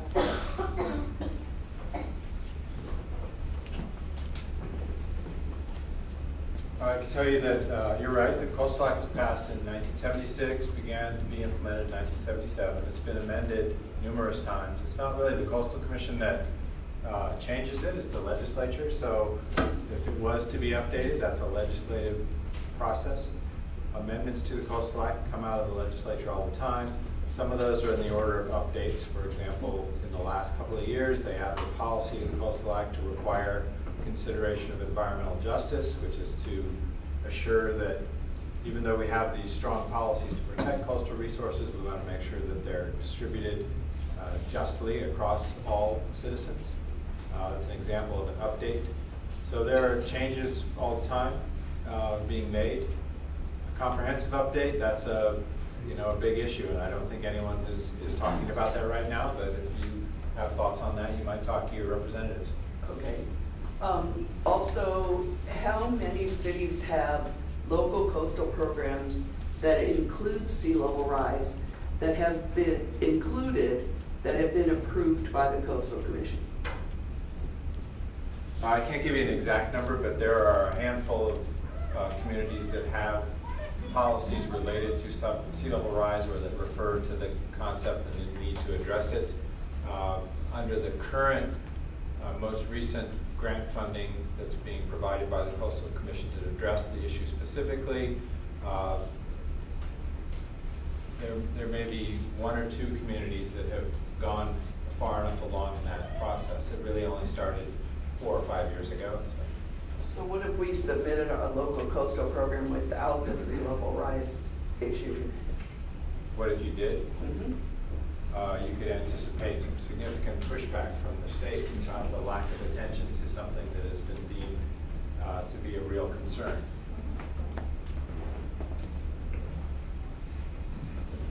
Okay, next is Lori Goldberg.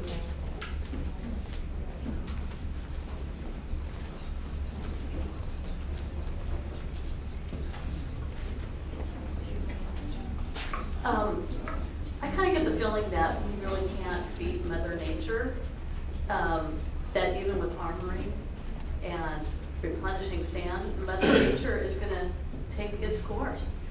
I'm kind of wondering how much armoring is going to cost, even though it may, and how much is replenishing sand from losing our beaches? That really is kind of sad. What evidence is there that armoring is going to work? I'm just wondering if there's been some studies or whatever. If the coastal commission, other people, things had been around at the time when the houses in Sharp Park, where we're worried about the armoring and everything, they probably would have been built if we had more studies back then about the sand, what the rock structure was. They probably would have been allowed to be built. Some man made a comment about that area being a flood zone, labeled flood zone. I live in Valamar. There's never been a fire where I live, and yet I have to pay, my insurance companies won't insure me. I have to go through another plan to be insured, and there has never been a fire behind me. So I'm, and I never had a study. No one gave me a chance to say, well, maybe goats can go up there and eat the bushes and the whatever and keep the fire hazard down. I had no choice. It happened. I didn't like the comment that the guy made about our city council and who to vote for, and I hope people look and see where the money's coming from, because there's a lot of city council running for city council that have sand cars behind them and whatever. And do we want people who care about Pacifica and the environment, or do we want people who care about everyone, and just not people who care about, oh, me, and my place, and my blah, blah, blah. Oh, geez. So I think that, Talking about our homes. Let her finish, okay? Yeah, let me finish. There could be a fire, I could lose my home too. So like, since I'm in a fire hazard area, so what about my home? What about me? You're So- one home. Okay. Hundreds There's of other homes. people in Valamar that have the same thing, so what about them? Good. Right. Okay, ma'am, where there was a question, I think you had a question about, excuse me, ma'am, I think you had a question about costs. Yeah. So, I know that's detailed in well, maybe you could handle that, Charles. We can make sure we get to this cost, but he can give you a quick answer. And this relates to some of the other questions about infrastructure planning, for example, that was mentioned earlier. The costs are looked at directly in the adaptation plan. You can go back and see that assessment. You already heard that there's going to be a response to comments on that as well to update that discussion. But the point I wanted to make is the way the policies are structured, the city manager is right. There is no specific reference to managed retreat in there now, but the policies establish a process for the city to be prepared for whatever might happen, given the uncertainty that you have. So going to the question about, or the comment that was made about, how much is this going to cost and when are we going to have to start paying it, and where is there going to be any money? I don't think anybody can answer that exactly, but what we can say is that if you are ready with a plan that makes sense, that has a set of strategies in place and a mechanism for reevaluating those strategies, you're going to be a stronger candidate for whatever money is available.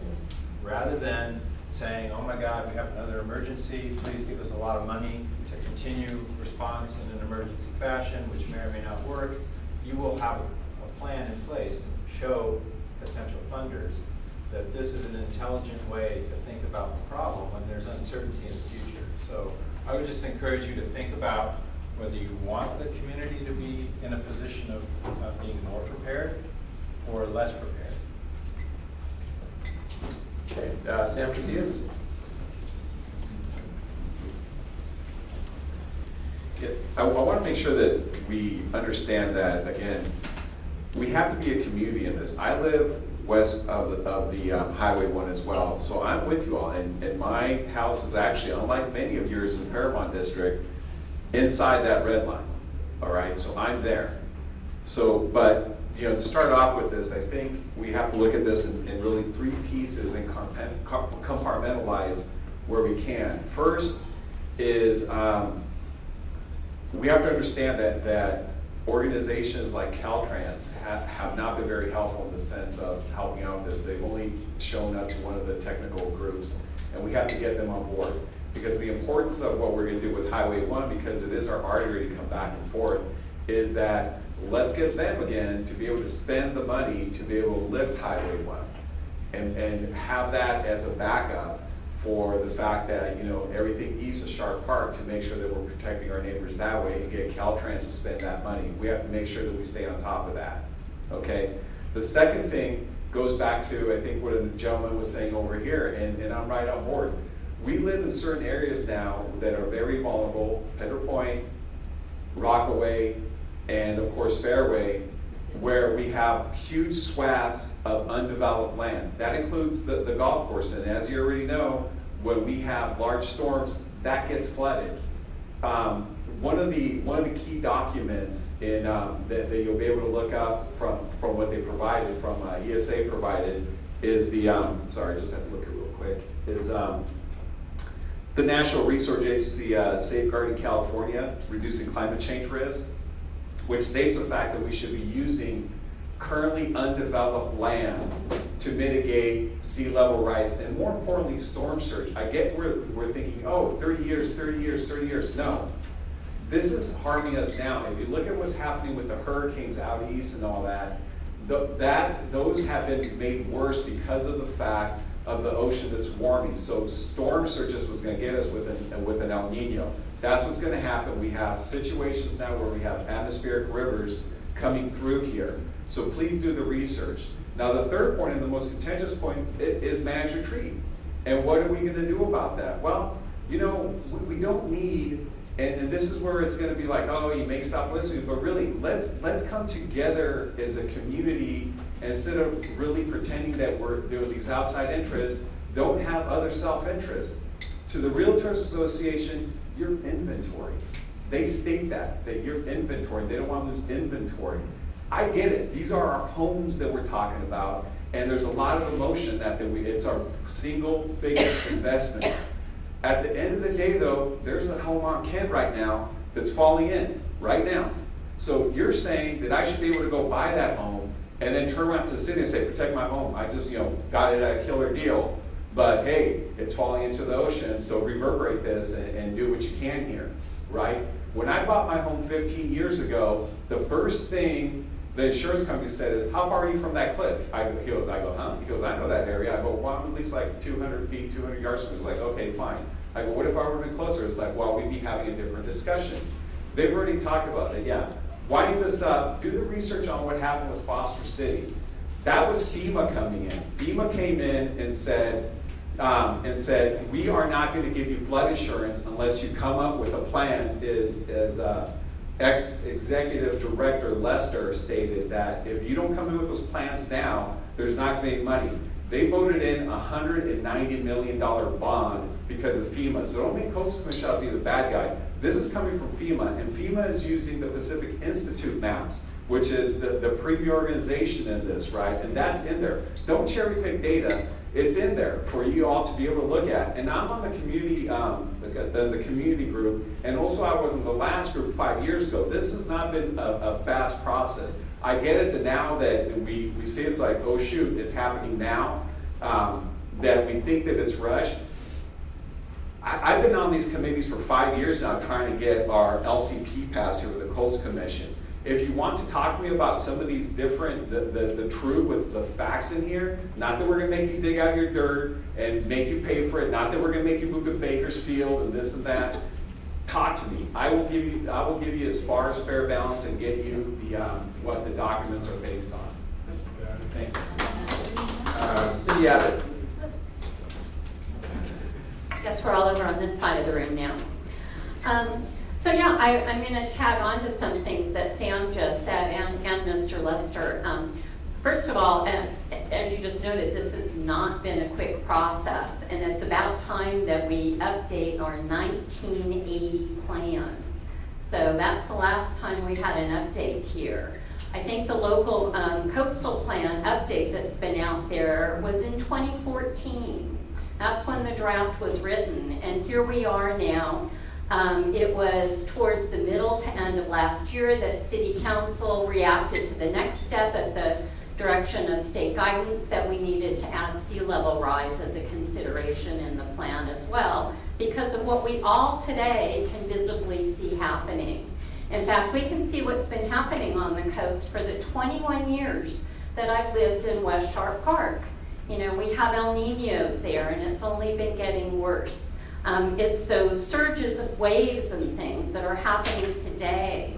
That's why Beach Boulevard very frequently in the winter is closed.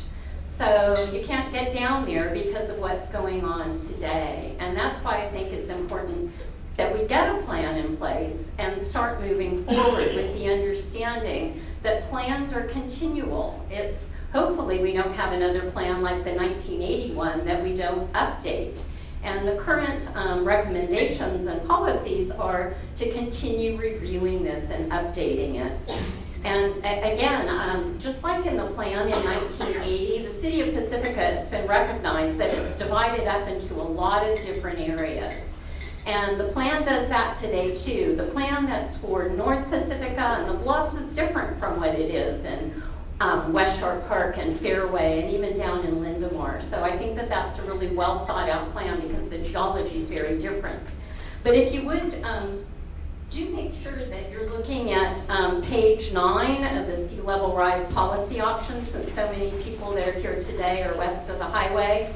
And those are the Sharp Park West Fairway and Maury Point policies, 24 through 29, which are all maintaining berms, expanding shoreline structures, pursuing beach nourishment, construct flood protections, and specific to West Fairway Park, evaluate the future need to construct a stormwater basin and pump station.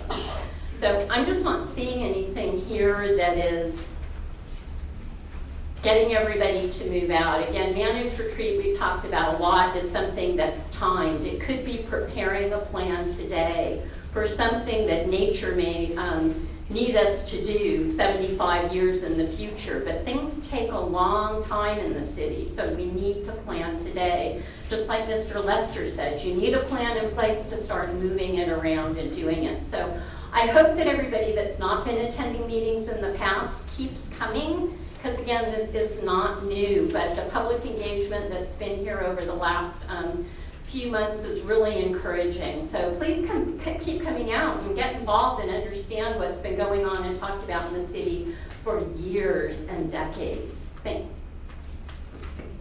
Timothy Cowan. Here.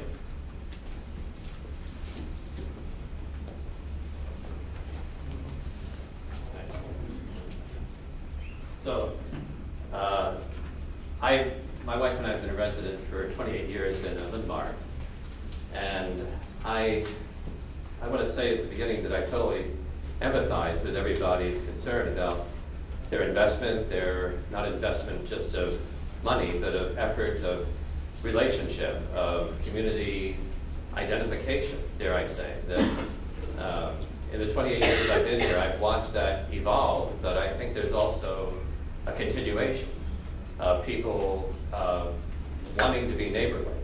And what I want to say next, I know not everybody is going to really like, but I want to encourage you to think about it still in the term of neighborliness and cooperation, not division, not anger, not hate, not reaction. Because when we're afraid, our go-to emotion is anger.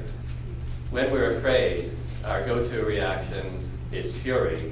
And we're going to have to somehow strike out and protect ourselves from some enemy, whether it's a person or an organization or something else that we have polarized ourselves against. So, having said that, I think I would encourage you to think carefully about the emphasis on the two words, managed retreat, and how that became such a big bugaboo, how that became the focus of all of this anger and emotion. And where did that come from? I just suggest, my observation is it came from Samcar. Now this thing, no, if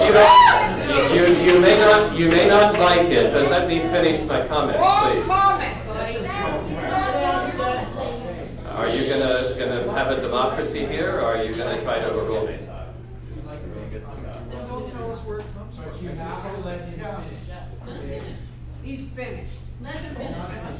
He's not finished. Thank you. So, because what I heard over and over again were talking points.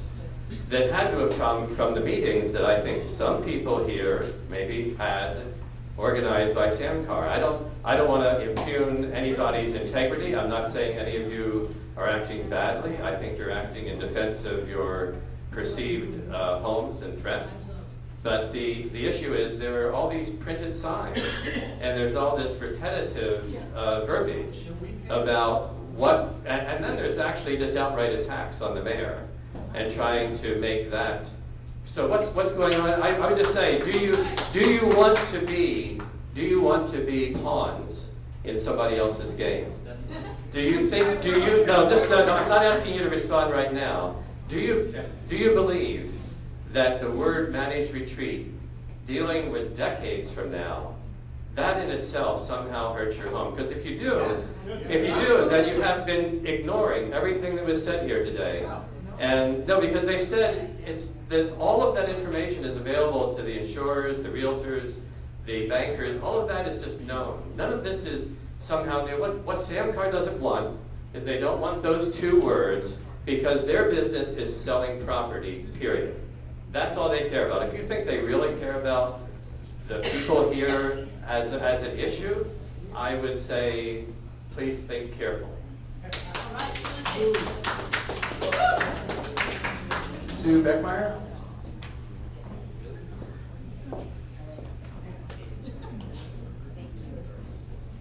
I have a few things.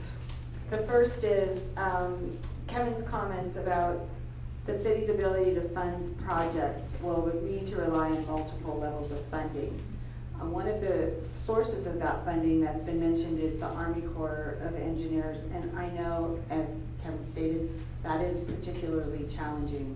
I don't even know in all the ways. I've just learned a lot recently about that. And so I wanted to draw everyone's attention when the concept about how are we going to pay for it, how much is it going to cost. The June 20th Pacific Tribune talks about the rock revetment that was going on, and Jane Northrop reports about that and about the funding to start the plan for the new seawall, repairing the seawall. The rock revetment is $1.9 million, and of that, the city is paying $119,000.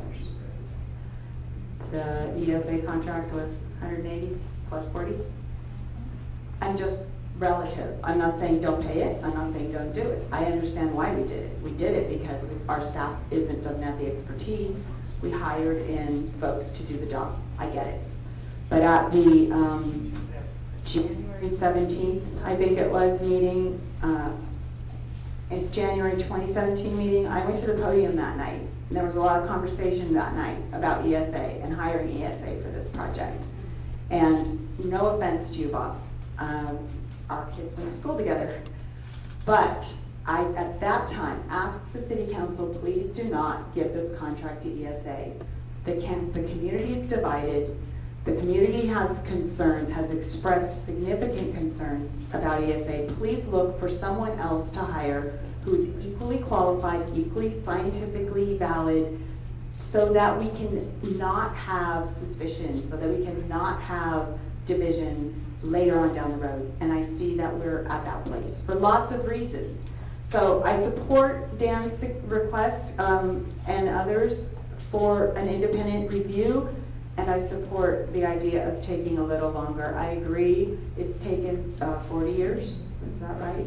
Since 1980, 30 years, 40 years, whatever, to get to where we are with the local coastal plan. Another year, another 6 months, if we get the community together and do some of that sharing of information that's been discussed. Thank you.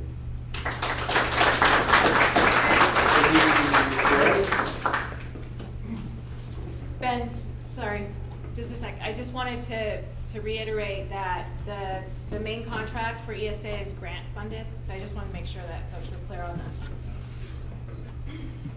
My name is Vicki Flores, and yes, I am running for city council, but I'm also a 50-year resident of the city. I live right off of Palmetto, so this plan impacts me and my family directly. I think what we need to look at is how is the city notifying the rest of the community?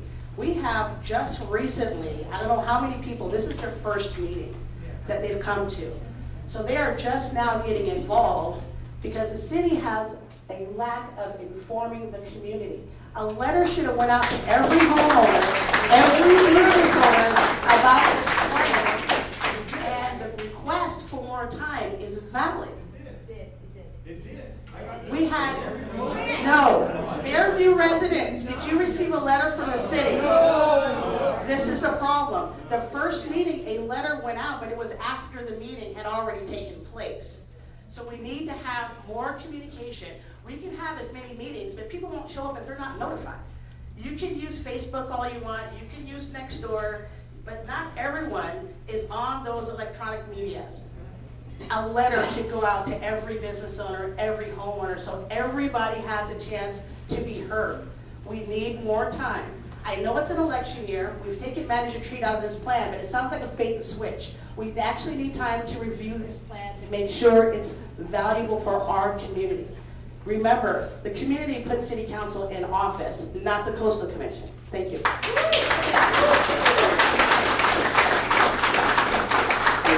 Maureen, Jess?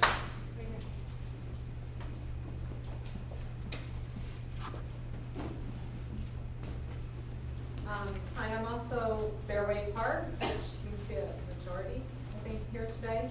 And I apologize, I haven't been to any meetings ahead of time before this, but I do have a question. I think it would be for our city manager. And I'd like to see that map brought up again if possible, because we're in one of those few houses in Fairway Park. And I have questions regarding that and, how that's viewed now if possible, or who I should contact about that, being in the first row of houses on the west end of West Fairway. And then to the city manager, I know we're encouraging the golf course. Okay, sorry. Encouraging the golf course in San Francisco to update, keep the berm up. But is there any way of Pacifica and San Francisco and the National Park Service, because they're, they have that land in between the berm and us. Is there any way of doing three-way projects or working together? Is that possible? Has it even been initiated or thought of?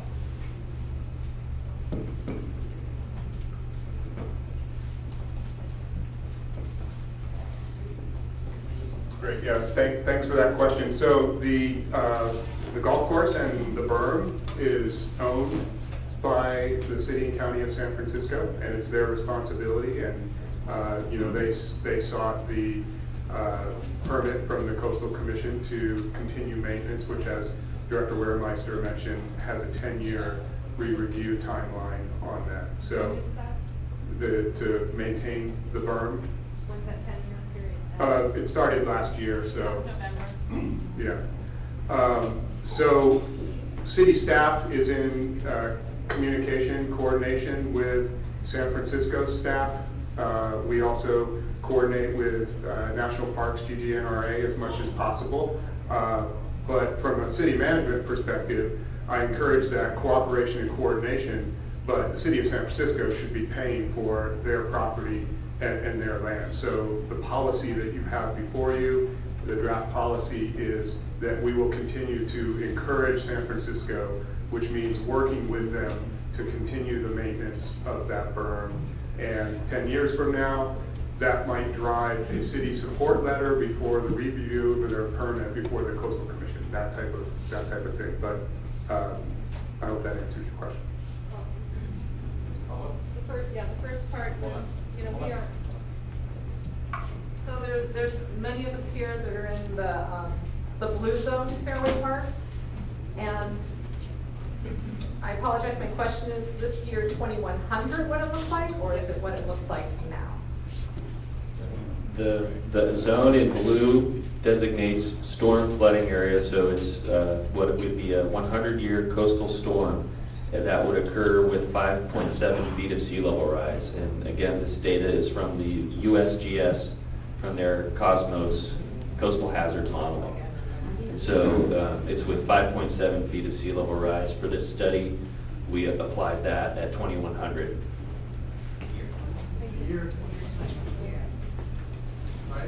Yes, the year 2100, but it's with 5.7 feet of sea level rise is what that modeling was produced. And 100-year storm. And a 100-year coastal storm. Okay, next, we've got Victor Carmichael. And this needs to be done in December 10th, right? Okay, go ahead, Victor. Congratulations, you won. Managed retreat has been relegated to the midterm and long term. That's probably when we're all going to be gone, at least myself. I also live in the red zone, and I understand your concern, but really, this is all about nothing. The way communities lose their real estate and property values and have problems getting loans and refinancing is when a city does not do something responsible. This is a very responsible act by the city. This is a plan that will make sense into the long term. The situation is that they have a very difficult thing to deal with. It's especially difficult considering they have 3 different opposing functions: beach protection and access, avoidance of public infrastructure, and any private property as erosion proceeds and worsens, and at the same time avoiding more revetment of an already over-armored coastline. So I want to commend the ESA on its achievements by defining 67 flexible, separate hazard policies for different coastal zones.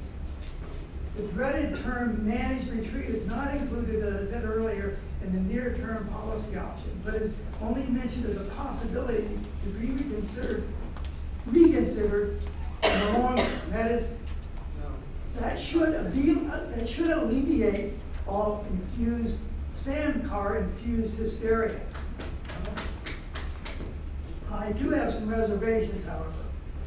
The whole process relies a great deal on sand replenishment. And the sand replenishment is an unknown cost. They also, furthermore, and the sand only will stay there if you have what they call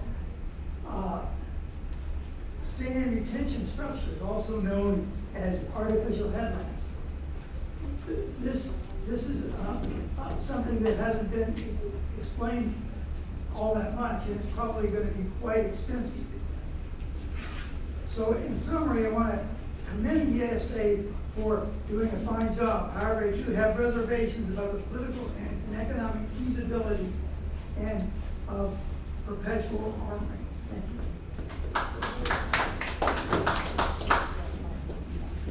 Okay, Adonica Shop Order.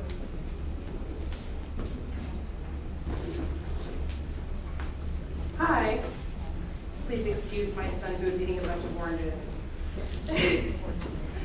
So I'm currently running for city council in Pacifica, and I have my own, I guess, opinion about how to approach the issue of managed retreat, because I was a weather woman. I got my break at Cron here in San Francisco, and then I moved from there and went to the CBS Fox affiliate in Monterey and then down in Santa Barbara. So I'm certainly aware of the science, and the science tells me it should be in there. So that's one part of it. But I think the part of it that I'm having a lot of problem dismissing is down in Del Mar, in Southern California, their city council, sorry, cut the baby out. I apologize in advance if he touches you. The problem I'm having with it is that their city council tried to keep managed retreat out of their plan. And the state, and I hate to use the word retaliated, but they came back and said, okay, well, if you take it out of your plan, then we're going to take over everything from the establishment or the building of any kind of wall or any kind of reinforcement, but beyond that, any type of economic development in your community. So I know we're all aware of the economic issues facing Pacifica. And so I don't know, quite frankly, that we are in a position to lose the ability to dictate how and when we want to build a wall.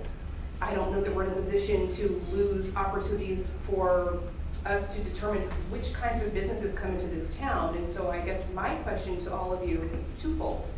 The first is, considering that this has already happened to one town, what is it that you really want to see happen? Because if, quite frankly, if we take it out and then they come back and they say you have to keep it in, then we're gonna lose our rights anyway.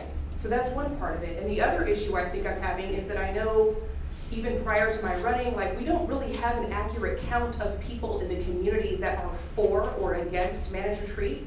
I'm guessing I'm wanting to know if you guys think we should have a poll or some kind of an official vote, because yes, all of you are engaged, but there's so many people in our community that don't know that this is a thing, and we don't have a hard number to act off of. And so I can certainly see a lot of your concerns that we're not in a position to make such a drastic change without having a hard number of people. You guys are all engaged, and I love that, but there are so many people that don't even know that this meeting is happening right now.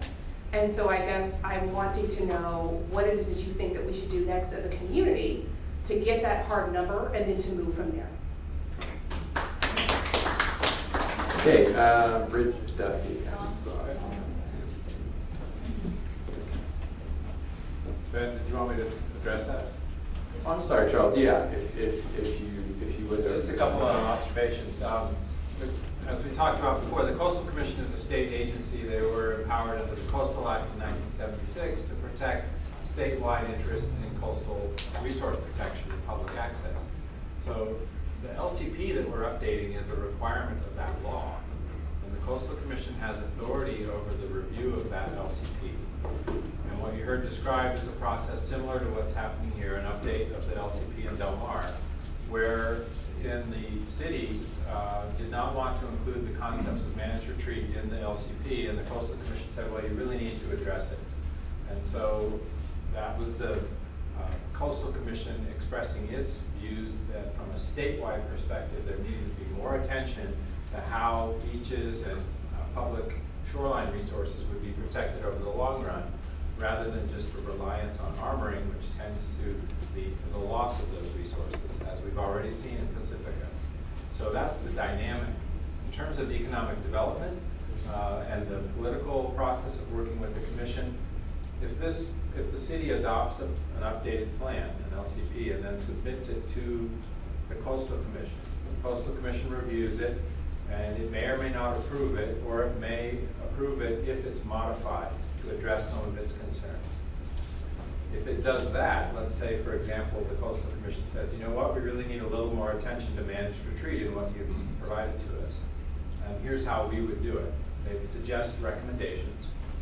If the Coastal Commission adopts those, then it comes back to the city, and the city has to adopt those to make them effective as law. Now, if that whole process falls apart because the city of Pacifica and the Coastal Commission can't agree on whether to include the words managed retreat in a document, or whatever the content is, then the status quo would be in place. And that status quo is the current LCP. And in terms of economic development, the Commission's authority is limited to reviewing coastal permits that might be within their jurisdiction. That includes permits that are at or below the mean high tide. So generally, for example, a new revetment or a seawall is going to be probably in their jurisdiction, depending on where it is exactly. Or it's going to be appealable to the Coastal Commission. So their authority is limited to the development that they have legal authority to review. They don't have a broad authority to say, you know what, there's no longer any economic development in the city of Pacifica. They do have authority to review certain kinds of development that may be in their appeals jurisdiction. Much of Pacifica is in the appeals jurisdiction from the first public road, but a lot of it isn't. I don't have that map in front of me. A lot of the development that would be happening in Pacifica is not ever going to be subject to the Coastal Commission review. So that's just some background on how the process actually works and what you might anticipate if you are not able to reach some agreement with the Coastal Commission. I'm not saying that's easy, it's complicated. And one of the reasons why I think the city is taking the tack it is now is because there is some middle ground here where the plan provides for near-term and mid-term actions and also a process to reevaluate whether things are working or not and address the concerns that not only you're concerned about, but the commission and other statewide interests are concerned about. For example, if the armoring strategy is working okay, but beach replenishment has proven itself to be too expensive because there are a lot of questions about whether it's going to work or not. And so the beaches in Pacifica might be getting smaller and smaller and there's no longer public access, then that would be an issue that could be addressed in the future under the current proposal. The Coastal Commission may or may not accept that, but that's the hope of that approach. Thank you, Charles. Okay, Bridget. So I have a bunch of questions, but they're all yes, no. I just want to say that this whole managed retreat thing, you can tell by the signs. You can read the signs, really, literally. This is a repeat of no new taxes, which was actually proven in the public record to be a blatant lie. And it was used to induce fear into the citizens of Pacifica, needlessly. And I'll tell you, it seems like about the same people who are doing it again, doesn't it? Okay, but I'm glad Pacificans are starting to notice, and I pray that you do. I pray that you do. I just have a couple of questions. It's a non-issue. Is it true that there hasn't been any significant sea level rise in Pacifica recorded? Any scientists want to answer that? Yes or no? If you go beyond yes or no, has there been significant sea level rise recorded in Pacifica? Yes or no? Just yes or no. I'm going to cut it off. There has been significant sea level rise recorded. Okay, how about, is it true that our cliffs are eroding at about 5 feet per year for the last 12 years? I got this from the Monday night session when we took the property in an eminent domain. So they said that 5 feet per year is eroding from our cliffs. Is that true? Yes or no? Around? Are we losing our cliffs? Yes or no? The cliffs are eroding, yeah. Okay, thanks. I just want yes or no. It's real quick. Is it true that the city of Pacifica is now planning, in the planning stages of building a wall down on Beach Boulevard? Is it true? I mean, yes. Okay, thank you.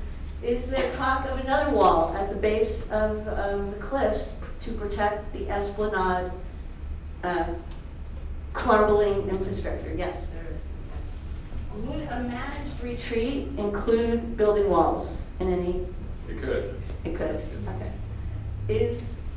So that was the question. Are they a part of managed retreat? But would you say, if we're building walls, would you say we're going to, I mean, how is building walls to protect a downtown that doesn't exist yet and eroding infrastructure managed retreat? That's not letting the ocean do its thing at all. Well, to answer your question, armoring is something that's we have a lot of experience with, and it has its pluses and minuses. It's something that can be implemented, and it has been implemented a lot, especially in North Pacifica. So it is rational, I think, to presume that that will continue. And my understanding is the city is pursuing that and allowing the private property owners to pursue that according to all the rules and regulations. Over the longer term, it's likely to become more expensive and difficult, depending on how much sea level rise we have. And at that point, or some point in the future, other options may look more attractive. Isn't it already too expensive? It is already expensive. How much? It depends on how good of a job it's done.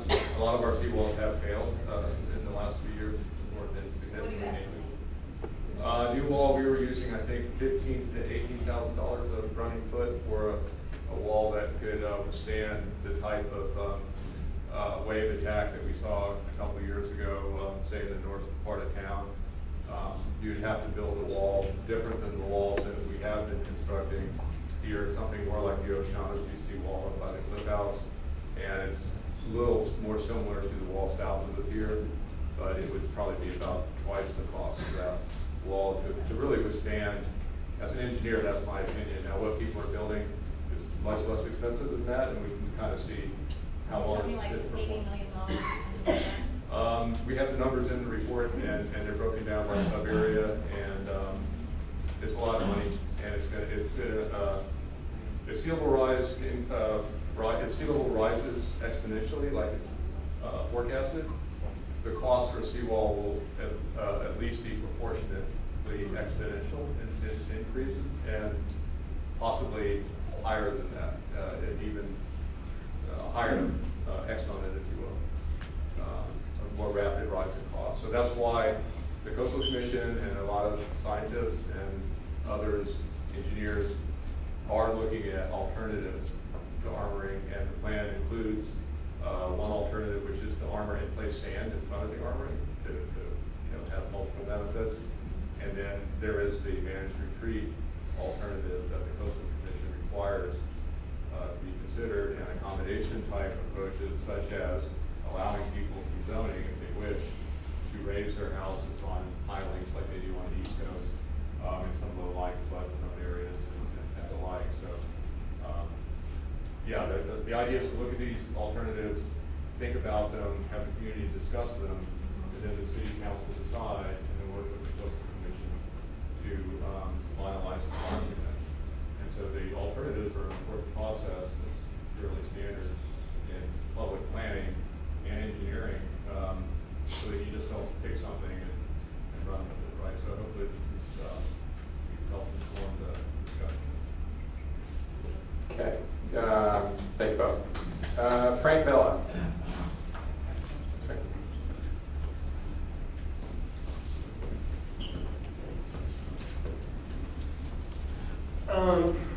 Obviously, managed retreat's a big topic. It seems to have been taken out of some of this literature that I'm looking at, but yet it refers to the sea level rise adaptation plan. So it appears that we've just taken wording out of this latest document, but it's really still in here. I understand the reason for it to be in there and all, but it's sort of like a plan of words. I also feel like Pacifica is being a scapegoat. We don't have money to deal with this, and so maybe we're going to be used as an example. Most of San Francisco, the financial district south of Market, is built on landfill. It was water. I don't hear of San Francisco going through a plan like this. It's good to have planning, but I do think this has been steamrolled through. I do think that the majority of our current city council has pushed this, and obviously a lot of us don't like it. A lot of us haven't been informed. I have 2 properties in what's going to be now this managed retreat zone. I think I've gotten 1 card from the city. Not enough information for our community, and it affects everybody. It affects people in Park Pacifica. It affects the entire community. 85% of our commercial industry is on the west side of Highway 1. It's going to be devastating for Pacifica if we get some sort of managed retreat plan through. I'm a native Pacifican, and I'm also a realtor. I've been a Sandcar member for 25 years. And for the last few years, I've seen the interaction that Sandcar has had with the community. We've been informative, and for one moment, I do not believe anybody in this room, nor anyone in the city, is not intelligent enough to make their own decision. They're not going to make some decision by some group who's going to send out a flyer or some ad or some sign in your lawn. I've been motivated by this attack on Sandcar, by the community. It's just it's a false premise. It's looking at someone to blame things on, and it's ridiculous. One of Sandcar's policies is to protect property rights. And again, this pushback, it's just been incredible. Sandcar's been one of the few to send out those flyers that a lot of the Fairway residents got on their door A lot of them didn't know anything about it until we informed them. Right, so, you know, anyway, this pushback has helped me be more involved and be more of a community advocate. And that's what Sandpark's doing, we're protecting property rights. So you can all make up your own decision. You can hire a realtor, you don't have to hire a realtor. It's all up to you. Realtors are community members. They live here, they're very involved, especially with property rights. So, community needs to be informed more.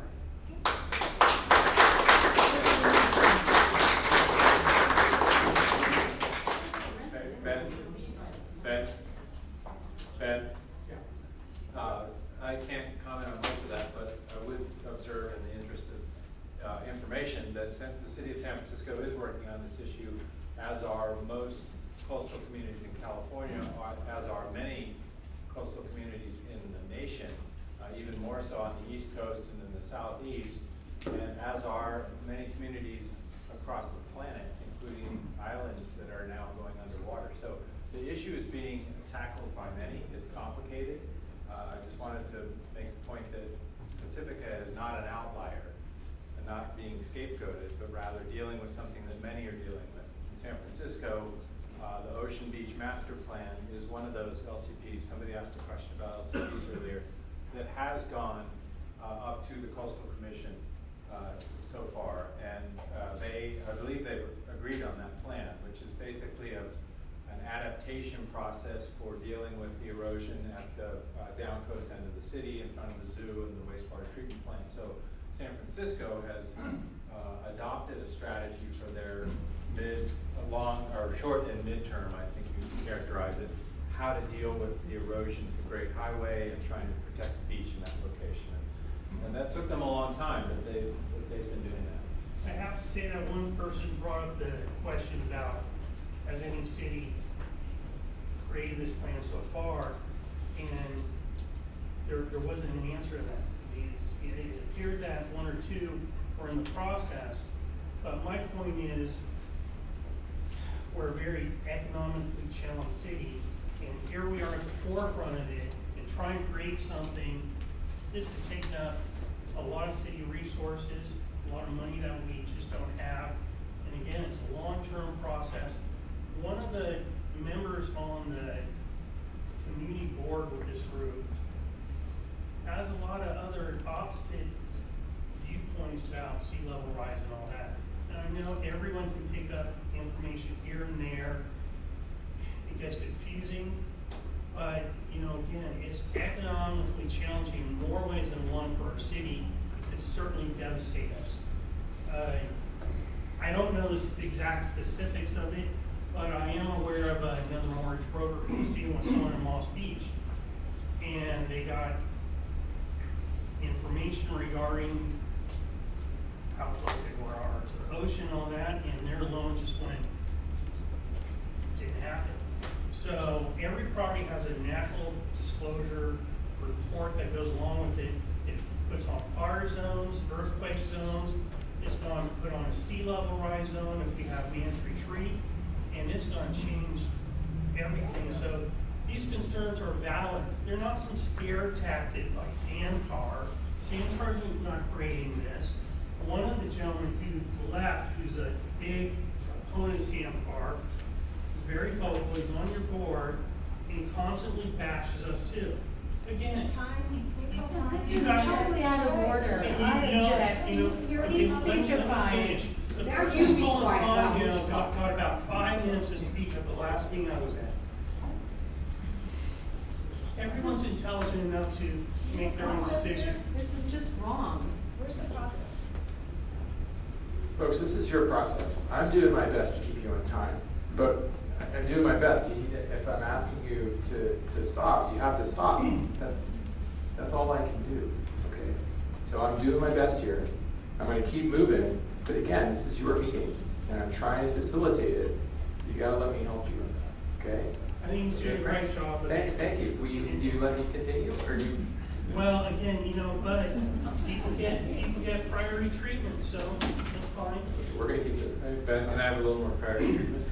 Sure. Just on the question of the LCPs, I believe I did answer it to the best of my ability earlier, but if you want the details, I would recommend going to the Coastal Commission's website. On their grant page, they have a table with all of the communities in California that have received grants, which is what Tina was referring to before. State money is paying for this process, most of it. You can click, you can see there where each community is in their process, whether they've done vulnerability assessment, application plan, draft LCP, or in fact had it approved. And you can go there and find out the status and the specific number of communities and where they are and where Pacifica relates to that. You're somewhere, my best guess is you're somewhere, you're not the leading edge, but you're not at the end.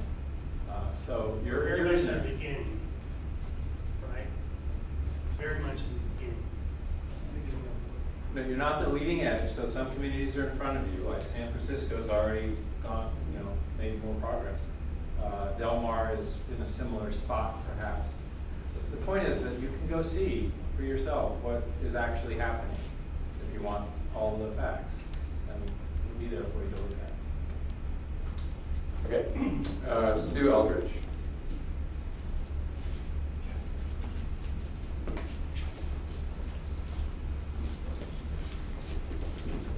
First of all, I'm probably the most politically uninformed person in the room. And I do want to thank the City Council, the Planning Commission, and everybody. There's a ton and a half of work that's gone into this. Although I'm adamantly against managed retreat, we have had nothing but a lot of opportunity to even get to this point. What I am finding so confusing is that in my limited knowledge of politics, I understand that this decision comes on the shoulders of the City Council. What I find hard to accept is that the City Council also has the right to decide what does or does not come up as a vote before the people. And that's what's confusing to me, because the biggest point I've heard is that so many people are uninformed about this process. And everybody on both sides of the argument has said, how do we get everybody informed? And I just don't understand why this can't come up as a vote. And if it did come up as a vote, why, if funding does become necessary later, which it sounds like that's in the ballpark somewhere, a bond issue of some sort might be able to be implemented as well as a form of financing. But because I don't understand how this works, when I try to explain to people that this all comes on the shoulders of the City Council, they obviously don't hear that when I say it. They said, well, I hope when we get to vote on this, it's clear in the voting material. I said, you're not going to get to vote on it unless you come to the meeting. So I just would hope we could find a way to get this out to more people. Gina Zari. Okay, again, Samcar, representing Samcar. I want to clarify some things that have come up. I wasn't going to speak, but kind of been forced into it. Sam has left, but he made comments that this is about inventory for realtors. It's very, very simple. This is in our mission statement. In Samcar's mission statement, we have to defend property rights.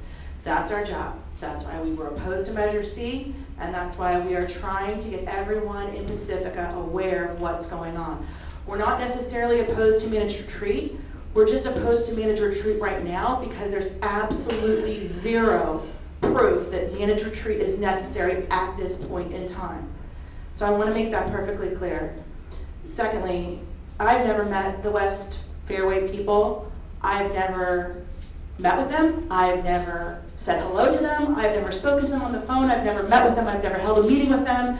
So anybody, and nor has anyone from Samcar. So for anybody to accuse us of having anything to do with the signs or anything to do with them, you can ask them, you can ask me. We've never met, and I don't know any of them. But I support them. And what they're trying to do is protect their property rights. And I 100% agree with that, and I 100% support that. Again, we haven't had any meetings that were organized. The last meeting I had, the only meeting I've had in the last several months was with the city about this issue, with the city manager himself. Adaptation plan. One of my concerns, Frank mentioned it, who's a SAMCAR member, is that it doesn't mention manage retreat in this plan, but it does mention the adaptation plan, which is filled with manage retreat. That is a concern of mine. I still am not positive what that means. Does that mean that it's going to have all the consequences that we know manage retreat will have? Now, mind you, being in the real estate industry, I know that the consequences are perhaps not getting insurance, perhaps not getting a loan, perhaps, we know for sure the values, home values will go down. That's a given because of manage retreat being drawn into a plan. That we know. And then finally, polling. I mean, with all due respect, we're not going to do polling to determine who loses their houses prematurely when it's not necessary. That's a bad idea. That is nonsensical. Everybody deserves their property rights. Maybe someday they'll have to lose their property rights because the sea will rise to the point where managed retreat will be a necessity, but that is not the case now. We're a long way from that. So I just want to make that crystal clear. Thank you.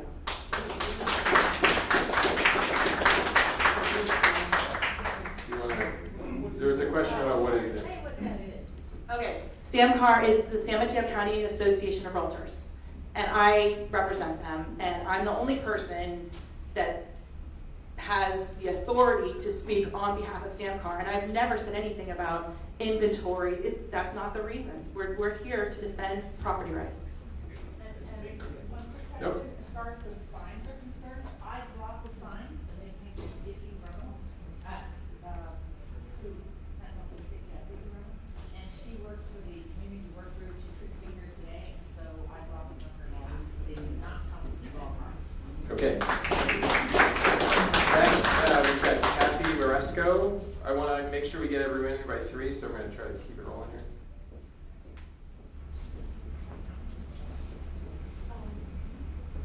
My question or my idea has already been addressed a little bit. In this process, I know that the people of Pacifica, especially all the people west of Highway 1, are feeling extremely vulnerable that this process is rolling forward without a lot of input from them. I've been to every one except one. I've been to all but one of the meetings. And in the meetings, it seems like the presenters are extremely defensive. It makes everybody very nervous, like there's some sort of agenda that you're trying to push. In this new plan, all of a sudden managed retreat has been removed from it entirely. We know that that's something that may have to happen in the future, and there's, like Shelter Cove may be one now. But is it kind of tricky, and I don't know, that in the plan it keeps referring back to the adaptation plan? So that it could be that this document, and this is what we're all concerned about, are we being tricked? Does this document remove managed retreat because it's buried into the language elsewhere? Mayor Keener, really nice guy, everybody likes him, but we read his email that was published in the paper. So of course we have a lot of concerns, and we feel that the public is not being heard.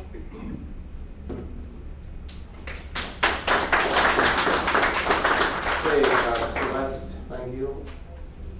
Celeste? You're not Celeste. I'm sorry. I just A lot of want to names. quickly address a couple quick points. That map that was up there, that everybody is gratefully concerned. I totally understand your house is in a map that's in a hazard zone, whether it's an earthquake or a fire or a flood or a sea level zone. The county already completed a vulnerability assessment earlier this year. That map is the same map. That info is out there. Insurance companies, mortgage companies, all they have to do is look at the various info out there. The city, including a map in this plan, it's nothing new. It's there. Google sea level rise and property values, and it's happening, especially back east. So it's really not as well known factor here, but it's out there. You can read any number of financial articles on that. And just to follow up, yes, San Francisco has a $425 million measure on their on the November ballot, so they're going to raise taxes for the $425 million seawall in Embarcadero. And their managed retreat project is at Ocean Beach, and eventually they're going to be moving Slope Boulevard or Highway 1 at that point inland. So where they close the one lane, they're going to close that entirely. So they have to protect their infrastructure there. There's a wastewater treatment plant. So that's an example of a city planning ahead for the 100% of the community to make sure that people have sewer lines going out. So, you know, it's just a matter of careful planning. Our city's already lost at least 40 housing units to erosion. It's not necessarily sea level rise, it's erosion made worse by storm surges. So all those houses up on Esplanade, those apartment buildings, the ones closer to the mobile home park, we've lost, I don't know, the city, I don't think has quantified the number of housing units that have been lost in the last 30 years, but it's going to continue, and we really need to plan for our entire city. Okay, Tim Blanchard. Hello again. So I just wanted to say we have nothing to do with Sam Carr, this Fairway Park neighborhood. The only thing that we have to do is I did get a notice on my doorstep. Otherwise, you would have ramrodded this process through and we would have had no say. And that's what happened. And I had to get active very quickly. My friend Jeff here, our friend Dan that was here earlier, you know, you guys are running this down our throat. And to the lady in the front, in regards to the berm, I worked with the city and county of San Francisco, and the men that were working on it a couple of years ago, strengthening it, were shut down. Some environmental group made a phone call to somebody in the city that had some political power, and it was shut down, and they did not do any more work to it. Okay? So that's to let you know where that stands. Thank you. Okay, Mary Beer. Hi everybody, I'm Mary Beer, and I am also running for City Council. And I think I want to agree with the fact that some folks didn't have the information, because I've been out there knocking on doors and people weren't aware of the situation. So I was even able to make some copies of all the documents and bring them back to a woman who didn't have internet. So it's important for our community to have information, and it's important for our community to mobilize. It really is. And I don't know about anybody else, but I just want to serve my community. And so that means protecting our people, our property, and our businesses. I live in West Shore Park, and it has to be first and foremost what we do as a city. Okay, Lori Goldberg, final card. Thanks. Yay, final. Last is fast. I'm just wondering why Gina Azari is here. She is from Sam Carr's and she does not live in Pacifica.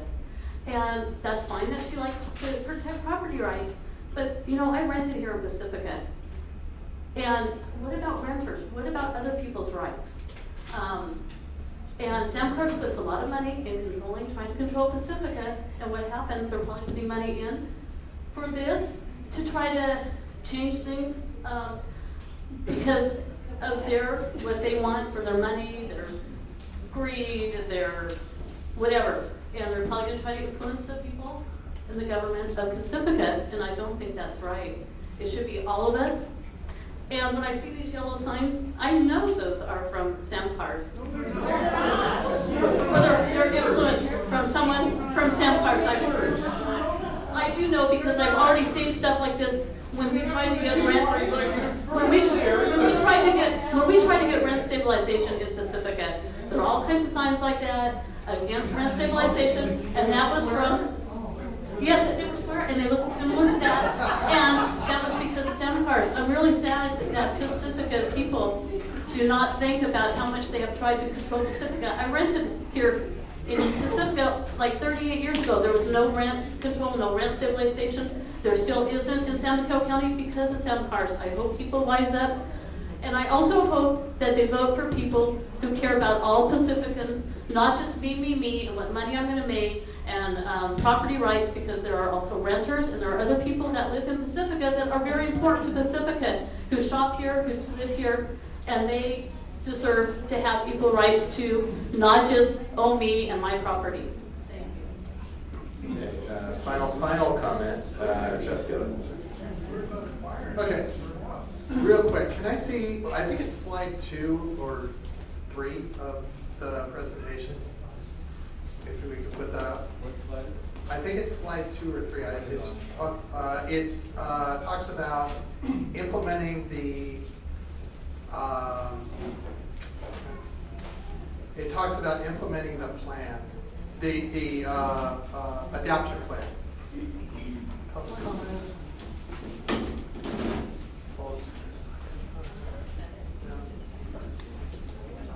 Okay, while we're looking for it, other two see, okay, so basically what it says is in the policy, or what it's going to do in this policy is apply the adoption plan. Okay, invoke it, implement it, whatever you want to call it. But that adoption plan is full of managed retreat language. All of that means, and it references using the California Coastal Commission policies. Those are all full of managed retreat references. If we're going to adopt this, everybody's going to look back to those other plans. And those plans talk about managed retreats. So we have to have that language erased. Can't be in there. And keep in mind, this goes back up every 5 years or less. We look at it again. It's in there, 5 years, or if city council decides to do it sooner. So every 5 years, we're going to be doing this. And it's going to kill me. So if I could clarify, the adaptation plan, it analyzes. Right, Tina's going to respond to your question.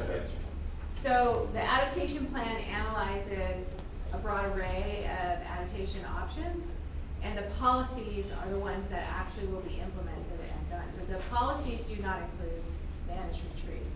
If there's a way, we're open to suggestions. If there's a way to make that more clear, we will make that more clear. But that's the intent. Where is the adaptation plan document? It's online. Okay, it's not back here today. There is, but you can't take it, but there is a copy back It's the there. big one, right?